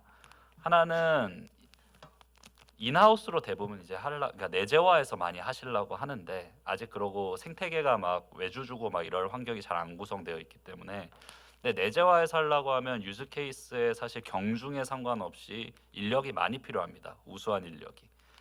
심지어 그러니까 인력이 많이 필요하고 심지어 그 인력이 매주 단위로 막 논문 발표되고 커뮤니티에서 공유되고 이런 기술들을 맨날 공부하면서 자기 개발이 가능한 인력들이 확보가 돼야 되고 세 번째는 여전히 싸졌다고 하나 계속 제가 테스트해보고 뭐하고 하면서 성능을 낼 걸 GPU나 이런 비용들이 꽤 많이 초기 투자들이 필요합니다. 데이터를 확보하고 그렇기 때문에 이걸 인하우스로 다 하기에는 사실 부담이 되게 되는 상황이고요. 뭐 대표적인 예로 이제 OCR 같은 경우에 이제 리멤버 서비스 같은 거죠. 이제 텍스트를 읽는. OCR 같은 경우에도 사실 모델 자체는 되게 이제 뭐 공산품화에 가까워지지 않았냐 이런 얘기가 많이 나오지만 뭐 저희도 OCR을 합니다만 실제로 근데 OCR을 잘 쓰는 기업들이 많지는 않아요. 그리고 실제로 OCR이 밸류가 있다라고 해도 이런 이유 때문에 시도를 못하는 기업들이 되게 많습니다. 그리고 그래서 저 앞에 보면 첫 번째는 그 인력 관련된 겁니다. 이게 이제 UC 버클리 졸업생들 분들한테 이제 설문조사를 했던 내용인데 이제 실제 너가 산업계에 가가지고 뭐가 가장 어렵냐 실제로 이제 AI를 적용을 해봤을 때 ML 했을 때 라고 하면 사실 모델보다는 데이터 확보하고 나중에 이제 관리하는 후처리 쪽에서 되게 어려움을 많이 겪으세요. 그래서 실제로 가신 다음에 저거 공부도 되게 많이 하세요. 요즘은 흔히 MLOps라고 많이 얘기하는. 근데 저거 할 수 있는 인력은 매우 부족하죠. 이게 위에가 수요고 밑에가 공급이라고 보시면 됩니다. 인력에 이제 뭐 사실 이 리서치 기관마다 좀 차이는 납니다만 갭은 좀 벌어지고 있는 추세고 요즘은 조금 현상 유지되고 있습니다. 그러니까 더 벌어지진 않고 있는데 최근에 많이 늘어가지고 근데 여전히 되게 부족하다이고 그러면 아까 같은 이유를 생각을 했을 때 그럼 어떤 식으로 그럼 재편이 돼야 우리가 그럼 AI라는 이 기술적 가치가 현실화가 될 수 있게 좀 생태계가 구성이 될 거냐라고 봤을 때 저는 이렇게 생각을 합니다. 결국에는 버티컬로 집중해야 되는 영역 아까 같이 인하우스 그러니까 매시브 투자가 필요한 대규모 투자가 필요하고 오랜 기간 집중해야 되는 영역이 있고 그 외에 되게 태스크 오리엔티드해서 툴로서 그냥 기능을 해도 되는 이제 어떻게 보면 AI들이 있는데 그런 것들은 결국은 호라이젠탈 AI 그러니까 어떤 도메인이나 어떤 내 서비스에만 넣는 게 아니라 저거를 그냥 전 산업군에 전방위적으로 그래도 좀 공급해주는 회사들 전문 회사들이 이제 구성이 돼야 된다라고 생각을 합니다. 그래야지 이제 그 회사들은 어떻게 보면 여러 산업계 여러 고객사들한테 어쨌든 그 서비스를 제공을 해줄 수 있기 때문에 어떻게 보면 규모의 경제가 거기에서도 나오는 거죠. 그리고 그 툴만 집중, 그 태스크만 집중을 하면 되기 때문에 어쨌든 기술 발전 속도도 인하우스로 하는 데보다 훨씬 이제 따라잡기가 편하고요. 예를 들면 사실 이게 기술 분야에서 저는 그렇게 특이한 그러니까 완전 막 이런 서프라이즈한 경향은 아니라고 생각을 합니다. 그러니까 좀 옛날 얘기이기는 하지만 데이터베이스만 생각을 해도 90년대 때 색인 이런 거 다 인하우스로 만들고 했는데 각 회사들에서 요즘 사실 DBMS 그렇게 자체적으로 다 만드는 회사 거의 없지 않습니까? 뭐 오라클이든 워낙 소싱하는 회사들 많고 특히 요즘 뭐 데이터 가버넌스 회사들도 너무 많아졌고 해가지고 그래서 아마 AI도 이런 식으로 이제 어떻게 보면 아웃소싱 가능한 영역하고 각 전문 영역들이 생기지 않을까라고 생각을 하고 있습니다. 업스테이지는 저기 다 커버하는 건가요? 저희는 사실 뒤에 좀 설명을 드릴 텐데 저 호라이젠탈 AI를 제가 설명하기 쉽게 도식을 이렇게 한 거고 저 각 분야에서 호라이즌탈 회사들이 생길지 아니면 이제 경향이 좀 다른 방식으로 완전 저거를 그냥 패키징해서 그냥 태스크 오리엔티드 솔루션을 제공하는 회사가 생길지에 대한 거는 사실 아직 산업계에서 여러 방향이 있습니다. 그 한 4가지 방향이 있는데 그 뒤에서 좀 설명을 드리도록 하겠습니다. 근데 제가 요 얘기를 할 때 이제 제가 작년에 시리즈 A 투자를 돌았는데 투자자분들이 가장 이제 많이 얘기하시는 게 그거예요. 저 앞에 내용이나 이런 것들을 쭉 보면 AI가 뭐 예전처럼 장밋빛은 아니라고 해도 확실히 언젠가는 터질 것 같고 포텐셜이 있는 것 같다라고는 생각을 다 하세요. 어떤 투자자든 시장이든. 근데 why now? 그러니까 왜 지금이냐? 그쪽은 투자하는 입장이시니까 그걸 많이 물어보시는데 특히 엘리멘트 AI 사례를 되게 많이 들으셨어요. 엘리멘트 AI가 3년 전, 그러니까 2017년이죠. 그때 창업할 때 하고 지금하고 그럼 뭐가 바뀐 거야? 라는 이제 질문을 많이 하는 거죠. 그때도 엘리멘트 AI도 호라이즌탈 AI 컴퍼니를 나름 표방을 했는데 그때하고 뭐가 많이 바뀐 거야? 라고 했는데 제가 볼 때는 뭐 3가지가 바뀐 것 같습니다. 3가지 바뀐 거 플러스 엘리멘트 AI의 근본적인 이제 뭐 레슨런이 있고요. 근데 하나는 시장 환경이 그 2017년 막 이때보다는 훨씬 잘 준비가 됐습니다. 제가 이제 맥킨지 있을 때 디지털 트랜스포메이션 프로젝트들을 이제 몇 개를 할 때 그때는 이제 대기업들이 예를 들면 막 시작하는 단계였습니다. 그래서 문제 정의도 잘 안 되어 있고 일단 모든 걸 다 디지털화 시키자. 약간 이런 식으로 해서 레슨런을 쌓아갈 단계였습니다. 그러니까 뭐 사실 데이터를 뭐 디지털화 시켰다고 해도 더 잘하시면 바로 쓸 수 없지 않습니까? 이상하게 해놨으면. 그러니까 약간 그런 단계들인데 꽤 고생들을 많이 하셨어가지고 요즘은 좀 더 나으세요. 훨씬 나으세요. 그 당시에 대비하셔서. 그래서 이런 거를 접근을 해 오실 때 문제 정의부터 같이 하자 아니면 내가 명확하게 이 문제가 있으니까 이걸 풀자라는 식으로 해서 고객들이 많이 바뀌었습니다.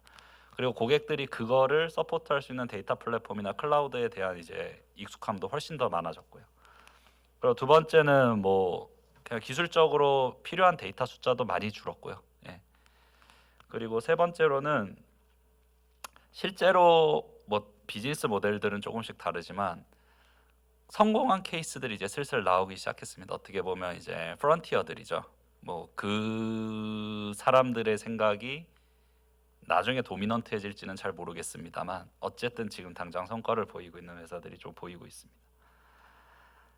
뭐 제가 여기 사실 이거 클라우드 데이터 플랫폼 시장 자료는 뺐는데요. 뭐 그냥 미친 듯이 그냥 올라가고 있다고 보시면 되고 그리고 특히 뭐 제가 그냥 한국에서 이제 사업 개발이나 하다 보면 뭐 아직도 금융권은 사실 좀 온프렘 요구하시고 그 클로즈망 원하셔가지고 좀 아직 변화가 느립니다만 그 외 기업들은 꽤 많이 클라우드를 쓰세요. 뭐 공용 클라우드든 퍼스널 클라우드든 하셔가지고 프라이빗 클라우드든. 그리고 사실 요 예시가 교수님들 앞에서 보여드리긴 사실 약간 부끄러운 예시긴 한데 이게 그냥 긍부정 이제 찾는 거에 대해서 성과가 한 90% 이상일 때 성능 지표가 이제 데이터셋이 필요한 개수, 학습할 때 필요했던 개수들의 변화입니다. 근데 약간 이게 사실 밑에 제가 주석을 달았죠. 논문들이 조금씩 달라서 사실 완벽하게 이제 맞는 사실 그래프는 아닌데 보면 그래도 한 2, 3년 내에 진짜 필요한 데이터셋 수가 엄청나게 줄어들었습니다. 뭐 퓨처 트레이닝 같은 경우는 사실 아직 실험실 단계이기는 하지만 그래도 사실 기술적으로 발전이 많이 되고 있다라고 생각이 들고요. 그리고 호라이즌탈 AI에서 이제 BM으로서 성공한 회사들이 좀 많이 나오고 있습니다. 제가 그냥 봤을 땐 크게 4개의 아키타입이 있는 것 같은데 일단 뭐 저기 업스테이지하고 포패러다임 업스테이지 저희 회사하고 포패러다임은 이제 중국 회사 제가 적어놨는데 저쪽은 그냥 엄청나게 구체적인 태스크 하나를 아까 같은 그냥 MLOps 같은 것들 그냥 다 솔루션 하나 패키징화 시켜가지고 그냥 일반 솔루션 쓰듯이 만들어 주겠다. 대신 되게 구체적인 태스크들만 가능하겠죠. 그러니까 어떻게 보면 박리담회를 너희가 진짜 편하게 할 수 있게 해주겠다에 가까운 거고. 그래서 뭐 저희 회사도 보면 뭐 교수님들이 들으시기에는 뭐 되게 그런 기술을 하시네 뭐 이렇게 느끼실 수 있는 뭐 OCR 그리고 뭐 상품 추천 이런 되게 구체적인 영역에서 저렇게 하고 있습니다. 근데 MLOps를 다 포함해서 솔루션으로 나가야 되니까 그렇게 구체적으로 하고 있고요. 그리고 두 번째로는 완전 박리담회죠. 그냥 API를 파는 이제 회사들입니다. 그러니까 커스터마이제이션이나 MLOps 같은 것들은 챙기지는 못하지만 어느 정도 그런 걸 갖다 쓸 수 있는 회사들한테 우리는 그냥 아주 저렴하게 그냥 쭉 팔겠다라고 하는 회사들이 있고요. 세 번째는 약간 데브옵스 형태로 AI가 흘러갈 거다라고 믿는 회사들이 있습니다. 그러니까 저쪽은 툴을 준 MLOps 툴들을 줍니다. 그러니까 개발 툴, 관리할 수 있는 툴들을 주고 이 툴들을 내가 다 제공을 해줄 테니까 너가 필요한 영역을 찾아가지고 편하게 써. 어떻게 보면 이제 개발자나 엔진 모델러 분들의 생산성을 높여주는 방향으로 가시는 분들이죠. 근데 요 세 번째에서 이제 데이터 로봇이라든지 이제 C3A나 이런들이 잘하고 있는데 미국 회사들인데 이분들도 근데 어떤 특정 태스크에서는 1번으로 좀 이제 바꾸려고 하는 경향성은 좀 보이고 있습니다. 그리고 네 번째는 약간 R&D 영역이죠. 어떻게 보면 그냥 돈이 내가 어쨌든 충분히 투자할 수 있고 하니까 바로 그냥 AGI 영역을 그냥 나는 장기로 보고 그냥 계속 하겠다. 뭐 오픈 AI나 딥마인드는 사실 약간 그런 식이죠. 사실 냉정하게 보면. 그래서 이렇게 아키타입이 제가 볼 때 호라이즌텔 AI 회사들이 있는데 다 나름 성과를 내고 있습니다. 뭐 저희는 이제 1년 반 된 회사라 이제 성과를 보여줘야 되는 단계인데 포패러다임이라는 중국 회사도 중국에서 한 밸류에이션 8조 정도 받고 있는 회사고요. 저 밑에 있는 데이터 로봇이나 C3AI들은 몇십조 밸류 이제 받고 있는 회사고 H2AI는 요즘은 조금 성장세가 둔화되었습니다만 어쨌든 한 5조 이상 받고 있는 걸로 제가 알고 있습니다. 그러면 오케이 그러면 어쨌든 아까 같이 흘러간다라고 봤을 때 이제 오케이 미션 크리티컬한 거는 이제 인하우스로 집중해서 하고 버티컬 회사들이 있고 서비스하는 회사들이 AI를 사용해서 그리고 일반적으로 쓸 수 있는 것들 범용성 있는 것들은 그냥 각 전문 회사들이 나와서 호라이즌텔 AI가 되는 식으로 생태계가 구성이 된다라고 봤을 때 그러면 어떤 것들이 좀 필요할까? 이거는 저희 회사의 가치인데요. 그럼 과연 그렇게 구성이 된다고 봤을 때 AI가 베네피셜 하려면 어떤 것들이 필요할까라는 생각을 좀 해봤습니다. 엘리멘트 AI 때 뭐 실패라면 실패죠. 뭐 레슨런을 고려해서 일단 첫 번째는 학계 산업계가 긴밀하게 연결되는 게 좀 필요한 것 같아요. 저는 그러니까 캐나다가 되게 이제 AI를 잘 어떻게 보면 키운 우수 사례로서 계속 많이 언급이 되는데 캐나다도 사실 요즘 산업계하고 연결 관계를 더 긴밀하게 가져가려고 노력을 많이 해요. 그 사실 제가 볼 때는 그게 엘리멘트 AI 때문에도 있는 것 같은데 그 레슨런이 좀 있는 것 같은데 학계에 대한 이제 장기적인 투자 그리고 그 인력에 대한 확보에 대한 걸 엄청 투자를 잘 해놨기 때문에 그 베이스는 튼튼했는데 그게 실제로 이제 머니 밸류 시장에서 인정받아서 밸류를 보여주는 케이스들을 많이 만들지는 못했어요. 캐나다는 사실. 그러다 보니까 요즘 사실 실리콘밸리나 이런 쪽에 비해서는 몬트리올이나 밴쿠버나 다 엄청 밀리고 있고요. 사람 하기에도. 근데 그럼에도 불구하고 되게 집중을 많이 하고 있어서 산학협력이나 이런 쪽을 엘리멘트 AI 같은 파워하우스가 엑시시 되고 나서도 인력 유출이 생각보다는 덜 됐다고 사람들이 평가를 하더라고요. 그때 다니셨던 분들 제가 가끔 만나서 얘기를 해보면 현지 계시는 분들 그때 이제 엑시 될 때는 다들 그냥 실리콘밸리 그냥 이직할 줄 알았대요. 내부적인 분위기는. 근데 생각보다 그동안 투자해 놓은 거나 이제 노력들이 있으니까 그거를 받아서 이제 주변에 스타트업들이 많이 생기고 해가지고 그래도 인력 유출이 좀 적지 않았나. 근데 이게 우리나라도 저렇게 가야 된다고 저는 생각을 해요. 사실 시장 크기가 큰 나라도 아니기 때문에 냉정하게 보면 온갖 실패 사례들이 많이 나올 텐데 그때마다 그 데미지 흡수가 안 되는 환경이면 사실 시도를 안 하겠죠. 특히 제가 볼 때 호라이즌텔 AI 컴퍼니들은 많은 시도가 더 있어야 되는데 버틸 것처럼 완벽하게 정의된 문제를 하는 게 아니니까. 근데 모르겠습니다. 이게 뭐 정책적인 거는 저도 자세히 들여다본 적은 없어가지고 어떤 식이 될지 모르겠는데. 그리고 두 번째는 버티컬은 오히려 뭐 루니 네. 엘리멘트 AI는 엑시트 돼서 네. 어떻게 됐나요? 지금 저기 서비스나우라는 이제 회사에 그 미국 회사에 이제 M&A가 됐고요. 거기는 이제 디지털 워크플로우 그러니까 ERP의 플랫폼을 하는 회사인데 한 120조 정도 되는 걸로 제가 알고 있습니다. 시가총액은. 근데 거기에서 이제 그 내에서 쓸 AI를 개발하는 걸로 해가지고 흡수가 되어 있고 그래서 모델러분들은 좀 남으셨고요. 개발자분들은 좀 남으셨고요. 그러니까 어플라이드 리서처 하시는 분들, 에세이나 이런 분들은 좀 남으셨고 모델러 분들은 그래도 좀 엑시시 되셨어요. 예, 많이 나가셨어요. 예. 그리고 오샤 벤지오 교수하고 리차드 빅스라고 그 아래에 계시는 분은 서비스나우에서 어쨌든 고문으로 계속 일하고 계신 걸로 알고 있습니다. 그 나가신 분들이 또 새로 창업한 그 유명한 스타트업들은 혹시 없나요? 제가 알고 있는 건 별로 없는데 제가 아시는 분은 이제 데이터 가버넌스 쪽으로 가셨어요. 모델러셔서 좀 제가 의외라고 생각을 했는데 그분은 이제 느끼는 게 아까 뭐 호라이젠탈이 쭉 있잖아요. 고객사들이 준비가 안 되고 시장 환경이 준비가 안 돼서 이제 좀 어떻게 보면 기대한 만큼 못한 것도 있으니까 나는 시장 환경에 맞는 어떻게 보면 데이터를 어떤 식으로 가버넌스 셋업해서 모아야 되는지의 단계부터 AI에 맞게부터 나는 좀 헌신을 하겠다라고 해서 이제 나가신 분은 있고요. 근데 저게 이제 엑시트된 지가 이제 1년 재작년 12월이니까 이제 1년 조금 넘어가지고 아직 뭐 가시적인 성과를 보이는 스타트업은 제가 아직 들어본 적은 없습니다. 그리고 두 번째는 그 버티컬은 사실 어떤 특정 서비스를 명확하게 내가 잘하기 위해서 AI를 적용하는 회사들이니까 사실 저는 AI 회사라는 이제 정의가 좀 애매하긴 한데 버티컬로 AI를 잘하는 회사들이 과연 AI 회사일까라는 생각은 들어요. 예를 들어 루닛 이런 이제 의료 AI 회사라고 하면 저는 그건 의료 전문 회사라고 이제 생각이 들거든요. 당연히 AI 잘하시지만 그런 측면에서 봤을 때 그쪽은 어떻게 보면 이제 파야 될 영역이나 BM들이 되게 명확한데 그럼 호라이젠탈 AI 하는 회사들은 그렇지는 않거든요. 되게 범용성도 있어야 되고 테스트도 많이 해야 되고 그러면 사실 호라이젠탈 AI 회사들이 나올 수 있는 생태계를 그래도 어느 정도 구성을 해주는 게 사실 그걸 잘 구성해야 그런 게 빨리 선순환이 돌기 때문에 필요하다고 생각이 드는데 제가 그냥 일하면서 느끼는 거는 그냥 세 개가 있습니다. 좀 개선되면 좋겠다라고 느끼는 건 세 개가 있는데 하나는 데이터 문제고요. 아까 말씀 주셨듯이 이제 데이터 쉐어링이 애매모호해요. 그러니까 이게 제가 그냥 느끼기에 뭐 법적으로 막고 있다 이런 느낌이 아니라 그냥 정책이 애매모호한 게 좀 많은 것 같아요.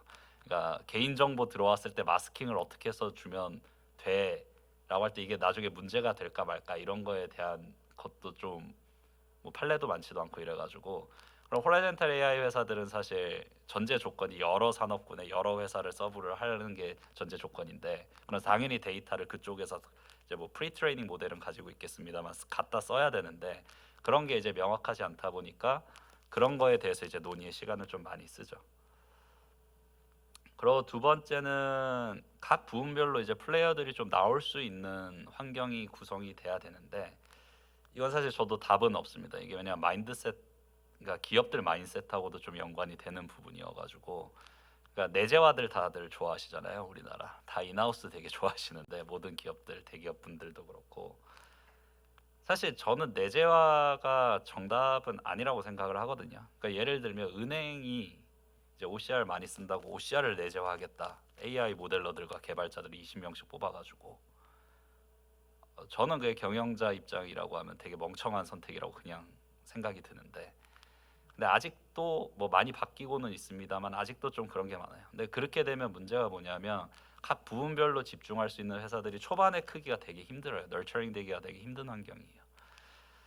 그래서 그게 좀 있고 근데 요즘은 좀 슬슬 바뀌고 있는 것 같다고는 좀 느낍니다. 뭐 이제 클라우드도 많이 쓰시고 막 사스도 이제 좀 한 번씩 써보시면서 이제 계약 구조에 익숙해지시고 하셔가지고 그리고 마지막으로는 문제 정의가 되게 구체적으로 되고 시작이 돼야 될 것 같아요. 이게 뭐 한 회사든 이게 나라든 개인이든 어쨌든 이게 AI로 내가 뭔가를 해보겠다. 그게 어떤 주체는 누가 됐든지 그럼 나는 뭘 이걸로 할 거기 때문에가 잘 정의가 돼야지 사실 그 후속 과정들이 다 잘 되는 것 같습니다. 아까 제가 디지털 트랜스포메이션 예를 들었던 게 많은 대기업들이 그랬어요. 그냥 DX를 하겠다라고 해서 막 했는데 그걸 왜 하는지를 잘 초반에 정의를 못하고 시작을 했어요.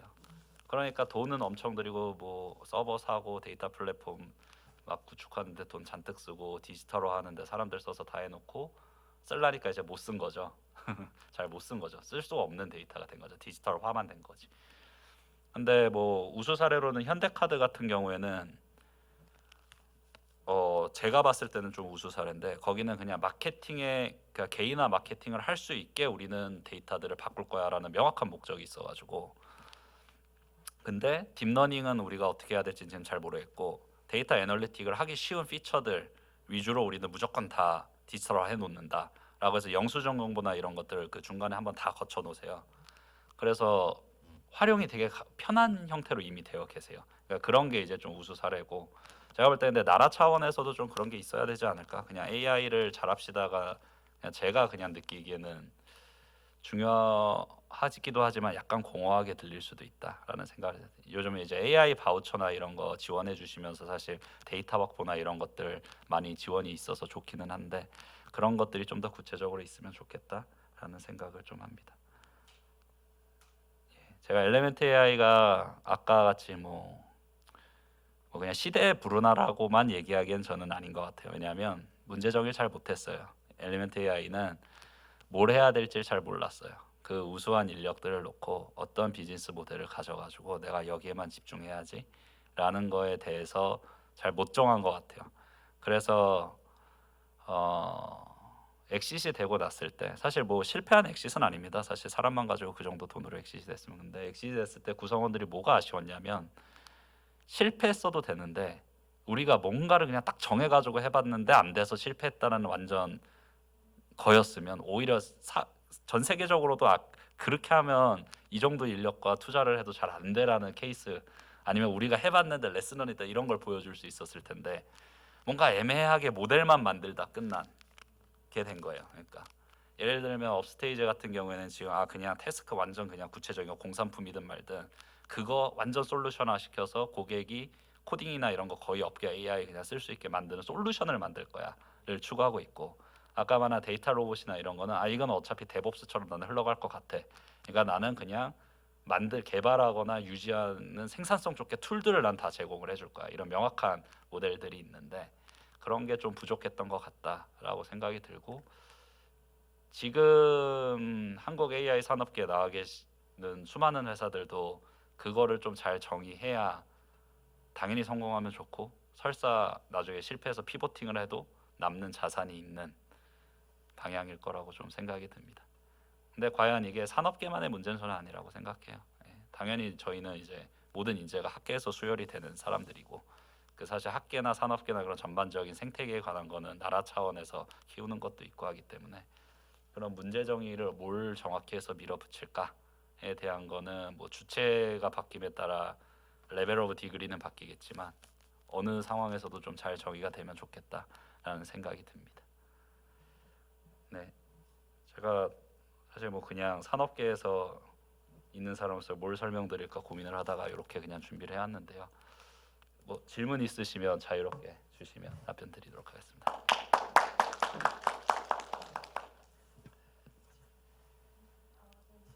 있는데요. 네.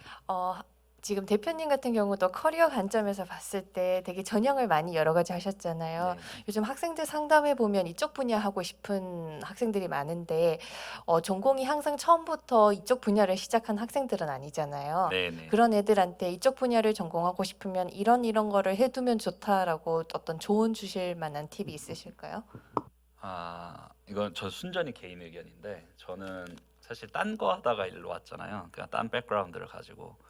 근데 지금 AI 생태계는 저처럼 이제 산업 어떻게 보면 이제 비즈니스 마인드나 이런 경험을 동시에 가진 사람이 많지는 않아서 그런데 뭐 데이터 애널리틱 쪽도 마찬가지지만 점점 전공 무조건 하고 PM도 해봐야 성공하듯이 지금 학생들이 나중에 커리어 이제 올라가셨을 때는 무조건 하드 스킬 가진 상태 경험 다 해보셔야 될 것 같거든요. 그래서 어떻게 보면 뭐 저희 회사도 문과 분들 많으세요. 실제로 엔지니어 모델링 하시는 분들도. 근데 어쨌든 기본적으로 AI 쪽 하실 거면 AI 어떤 기술 스택 하나는 그래도 내가 제대로 한번 해보는 게 중요하다인 것 같아요. 그게 꼭 모델링이 아니어도 뭐 소프트웨어 개발이든 뭐 백엔드든 프론트엔드의 어떤 분야든 한번 해보는 거 그게 하나고 두 번째는 실제 서비스, 그러니까 뭐 연구를 하실 게 아니면 사실 근데 연구를 해도 저는 사실 실제 서비스 경험해 보는 건 좋은 것 같은데 디플로이 되는 것까지 경험을 해볼 수 있는 회사와 커리어 트랙을 가는 게 전 되게 중요한 것 같아요.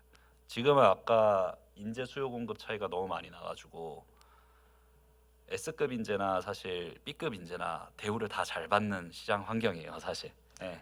그냥 개발자분들이나 모델러분들이나 그냥 사실 뭐 진짜 없어요. 그냥 시장에 진짜 없어요, 그냥. 예. 그러니까 미친 듯이 다들 부를 수밖에 없는 환경인데 돈은 많이 풀려 있고 스타트업들의 투자도 많이 되고 해서. 근데 저는 오래 갈 거라고 생각을 안 하거든요. 예, 왜냐면 앱 개발자도 스마트폰 나왔을 때 2년 동안 그냥 부르는 게 값이었는데 2년도 안 가고 다시 내려갔듯이. 근데 한번 경험은 그래도 사회가 했기 때문에 S급 분들은 계속 저는 잘 나갈 거라고 생각을 해요. 근데 그러면 S급이 될 수 있는 요소가 뭐냐라고 하면 당연히 이제 기술 변화 꾸준하게 그 하시는 것도 있고 또 하나는 실제로 내가 이거를 그 리얼 비즈니스까지 해본 경험이 있냐가 저는 되게 중요한 것 같아요. 예, 그래서 그거 두 개를 좀 할 수 있는 회사나 커리어를 찾으면 좋지 않을까 싶습니다. 저같이 되고 싶어도 그렇게 하셔야 되거든요. 제가 볼 때 5년 뒤에는 저 같은 사람 안 찾을 수도 있어서. 실은 방금 하신 답변이랑 관련된 질문인데요. 그 지금은 그 정말 인력난이 심하잖아요. 네. 그래서 뭐 AI를 할 줄 알면 다 무조건 다 채용이 되는 것 같은데 그래서 저희 학교는 카이스트는 1학년 마치면 그냥 자기가 원하는 과를 가는데 지금 상황이 어떠냐면 거의 600명 신입생 중에 절반이 컴공 전산 가서 다 AI 하겠다고 하고 있거든요. 근데 저는 그걸 보면서 약간 그 다음 3등이 30명이에요. 그래서 학과가 그래서 걱정이 되는 건 지금 상황에선 괜찮을 것 같은데 이 친구들이 과연 졸업하고 대학원 가서 졸업하고 이랬을 때도 과연 이 시장 상황이 그럴까가 저는 계속 궁금하긴 하거든요. 학생들한테 상담을 해줄 때. 그래서 혹시 지금 비즈니스에 계시니까 과연 5년 후에도 10년 후에도 과연 AI라는 걸 장착하면 다 취직이 잘 되는 상황일까요? 지금처럼 쉽진 않을 것 같아요. 저는. 그건 어쩔 수 없잖아요. 그냥 예전에는 사실 몇십 명도 안 되게 1년에 나왔는데 지금은 사실 모든 학교에서 몇백 명씩 쏟아져 나오는 환경이라. AI 대학원이 다 생겼으니까요. 네. 근데 뭐 저는 사실 엔지니어 분들 면접은 보지 않아가지고 사실 하드 스킬에 대한 역량 평가는 제가 하진 않는데 이미 차이는 좀 많이 난다라고 하시더라고요. 사실 뭐 배우신 건 비슷할 텐데 왜 차이 나는지는 저는 잘 모르겠습니다만 그게 근데 미국도 좀 그렇거든요. 제가 그 아시는 분들이나 이제 졸업하시거나 아니면 엘리멘트 AI에서 이직하신 분들 보면 합격하시는 분들은 여기저기 다 합격하세요. 네, 합격 못하신 분들은 그냥 다 안 되세요. 예를 들면 그런 식이거든요. 근데 아마 점점 그런 식으로 좀 편차가 생기지 않을까라고 생각이 듭니다. 그러고 모르겠어요. 그리고 어떤 기술 스택이 자기가 졸업을 할 때 인기가 많을 거냐? 그건 조금 사실 약간 폴캐스팅도 아니라 포춘텔링 영역이라 제가 그거는 답변을 못해요. 예를 들면 지금은 뭐 GPT-3 나오고 막 이럴 때는 한창 NLP, NLU 하겠다는 학생들 많아지고 막 이랬었잖아요. 근데 지금은 제가 알기로 그렇게 많지 않은 걸로 알고 있는데 예전 대비해서 뭐 그런 것들은 좀 본인 운도 따르지 않나라는 생각은 좀 듭니다. 그 오늘 주제가 메타버스와 한국의 미래라 네. 질문을 하나 드리는데요. 이게 메타버스가 AI의 이 뭐 산업화 혹은 뭐 베니피셜한 거에 있어서 영향을 좀 줄까요? 지금 메타버스에 대한 관심들이 많아지고 있는데. 저는 AI가 메타버스 혜택을 볼 것 같습니다. 그러니까 당연히 상호 있을 것 같긴 한데 메타버스라는 게 어떻게 보면 그냥 또 다른 그냥 차원의 세계이잖아요. 구현이 될 때. 그럼 거기에서 처리되는 정보에서는 저는 대부분 다 비정형을 어떻게든 처리를 해야 될 형태로 나올 텐데 그거를 룰 베이스나 온톨로지 베이스로 다 처리는 절대 못할 거라고 생각은 들거든요. 그러면 어떤 형태든 그냥 컴퓨터를 활용하는 방향으로 뭔가가 생길 것이고 뭐가 생길지는 제가 잘 모르겠습니다만 분명히 효과는 있을 거라고 봅니다. 뭐 사실 NFT나 블록체인도 메타버스 각광받으면서 돈 더 투자되고 가격 오른 면이 그런 면이잖아요. 그럼 과연 저 세계에서는 어떤 결제 방식이나 어떤 식으로 이제 저작권이나 이런 것들이 보장이 될 건데 이런 오프라인의 법적 테두리 외에 막 이런 관점에서 그쪽도 많이 생겼듯이 AI도 그런 쪽에서 많이 기여할 수도 있고 많이 받는 게 있지 않을까라는 생각은 하고 있습니다.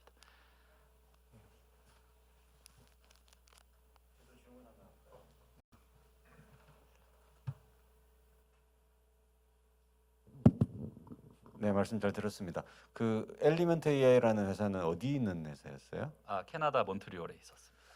그 외국에서도 이제 회사 경험을 하시고 지금 한국에서 하시는데 또 뭐 소프트웨어 이런 것도 실리콘밸리를 가야지 뭐 한국 밸류에이션의 10배를 받는다 뭐 이런 얘기도 또 있는 것 같고 그래서 이 외국에서 그런 스타트업 하시는 거랑 또 한국에서 이 소프트웨어로 스타트업 하시는 거랑 어떤 차이점이라든지 우리나라가 또 이게 더 좋아졌으면 좋겠다 그런 거에 대한 소개시면 좀 부탁드립니다.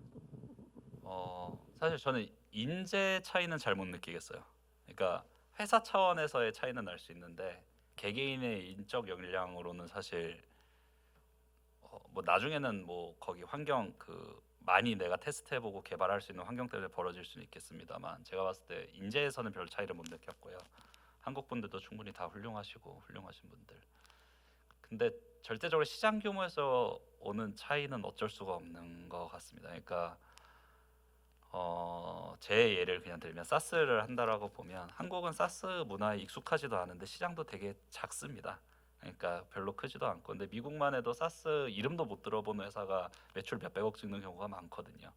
그게 있고 거기에 그렇게 시장이 크다 보니까 돈을 부어줄 수 있는 생태계가 되게 잘 구성이 되어 있어요. 그러니까 포텐셜이 높으니까 지금 당장 사실 뭐 VC들은 10군데 투자하면 2군데만 돼도 ROI 나오는 거니까 약간 그런 식으로 되는데 우리나라 VC들도 요즘 이제 돈도 많이 들어오고 이러니까 좀 더 그런 식으로 가고는 계시지만 여전히 그런 환경은 아니라고 생각이 듭니다. 그러다 보니까 좀 스타트업에 할 때 예전 대비해서 나아졌다고 하지만 여전히 뭔가 부담이 더 되는 게 있죠. 그러니까 미국 같은 경우에는 우수 인재들이 좀 모여서 뭐 BM이든 아이디어 있어서 창업할 때 별로 부담을 안 느껴요. 놀랍게도. 특히 그 중에 뭔가 엑식 경험한 그 연쇄 창업 한 명 있다, 한두 명 있다 이러면 돈을 못 번다고 생각을 안 해요, 잘. 그러니까 예, 그러니까 오히려 다양한 시도를 그냥 해보는 거죠. 그리고 설사 실패해도 내가 굶어 죽거나 이렇다고 생각을 아예 안 하거든요. 근데 우리나라에서는 사실 아무리 요즘 나아졌다고 해도 뭐 심지어 요즘 뭐 설문조사에서는 뭐 창업을 오히려 안 두려워하는 나라다 이러는데 저는 잘 모르겠어요. 사실 우리나라에서는 사실 창업을 했을 때 실패했을 때 데미지가 저는 매우 큰 나라라고 약간 생각이 들어서 네. 그리고 인력 수급에 관한 것, 그러니까 인력 수급에서는 좀 그러고 차이가 좀 있는 것 같습니다. 그러니까 지금 이제 저희 AI 모델러든 개발자는 날리지 않습니까? 한국에도 물론 미국도 날리긴 한데 그래도 미국은 대우가 그래도 상위권이다 싶으면 못 구하진 않거든요. 그러니까 면접은 그래도 최소한 여러 명을 보거나 하면서 좀 평가가 가능한데 저희 회사만 해도 나름 그래도 이제 계시는 분들이 다들 이제 레퓨테이션도 있고 해서 많이 지원을 하는 회사인데도 불구하고 원하는 만큼 그러니까 뽑는 거는 뭐 둘째치고 면접도 원하는 숫자만큼 못 보고 있어요. 못 보고 있어요. 그래서 그런 거는 확실히 기반 환경에서 좀 차이는 나는 것 같습니다.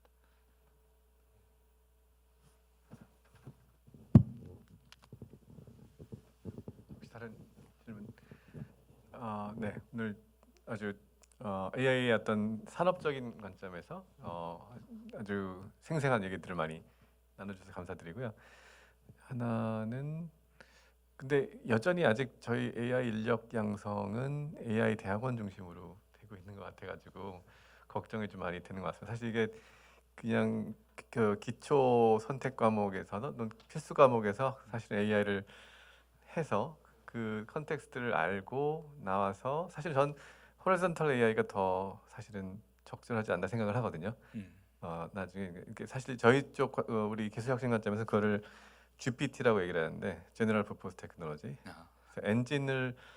엔진 자체를 팔려면 그 엔진이 자동차 엔진인지 비행기 엔진인지 알아야 거기에 적합하게 만들어서 같이 컴플리먼터리하게 사업을 해나가는 부분들이 있는데 AI도 비슷한 거 아닌가라는 조금 생각이 들긴 하고 그러려면 컨텍스트를 아는 AI 엔지니어들이 나와야 될 텐데 지금의 AI 인력 양성은 AI 자체만 계속 보고 있으니까 사실은 나와서 이제 어플라이하고 컨텍스트 하려면 또 다른 페이스를 거쳐야 되는 부분이 있고 그런 게 조금 바뀌어야 되지 않을까 이제 그렇게 생각이 되는데 오늘 말씀하신 내용도 뭐 여러 가지 그 관점에서 다 포괄하신 것 같고요. 아주 소중한 또 그 특별한 경험이신 것 같아요. 캐나다에서 일러멘트에 계셨던 그 경험은 진짜 아주 특별한 경험이신 것 같은데 네, 짧았지만 네. 잘 고생한 것 같습니다. 네, 이렇게 고생하는 걸 그 많은 고생을 또 우리한테 나눠주신 우리 권순일 본부장님께 다시 한번 따뜻한 박수로. 네. 감사드리고요. 오늘 또 긴 시간 우리 네 분은 2시부터 지금까지 긴 시간 같이 함께 하셨는데 오늘은 특별히 또 우리 그 맛있는 중국식 좀 이야기 해놔가지고 같이들 가셔서 식사하시고 또 같이 얘기 나누시고 가시면 좋을 것 같습니다. 네, 고맙습니다. 네.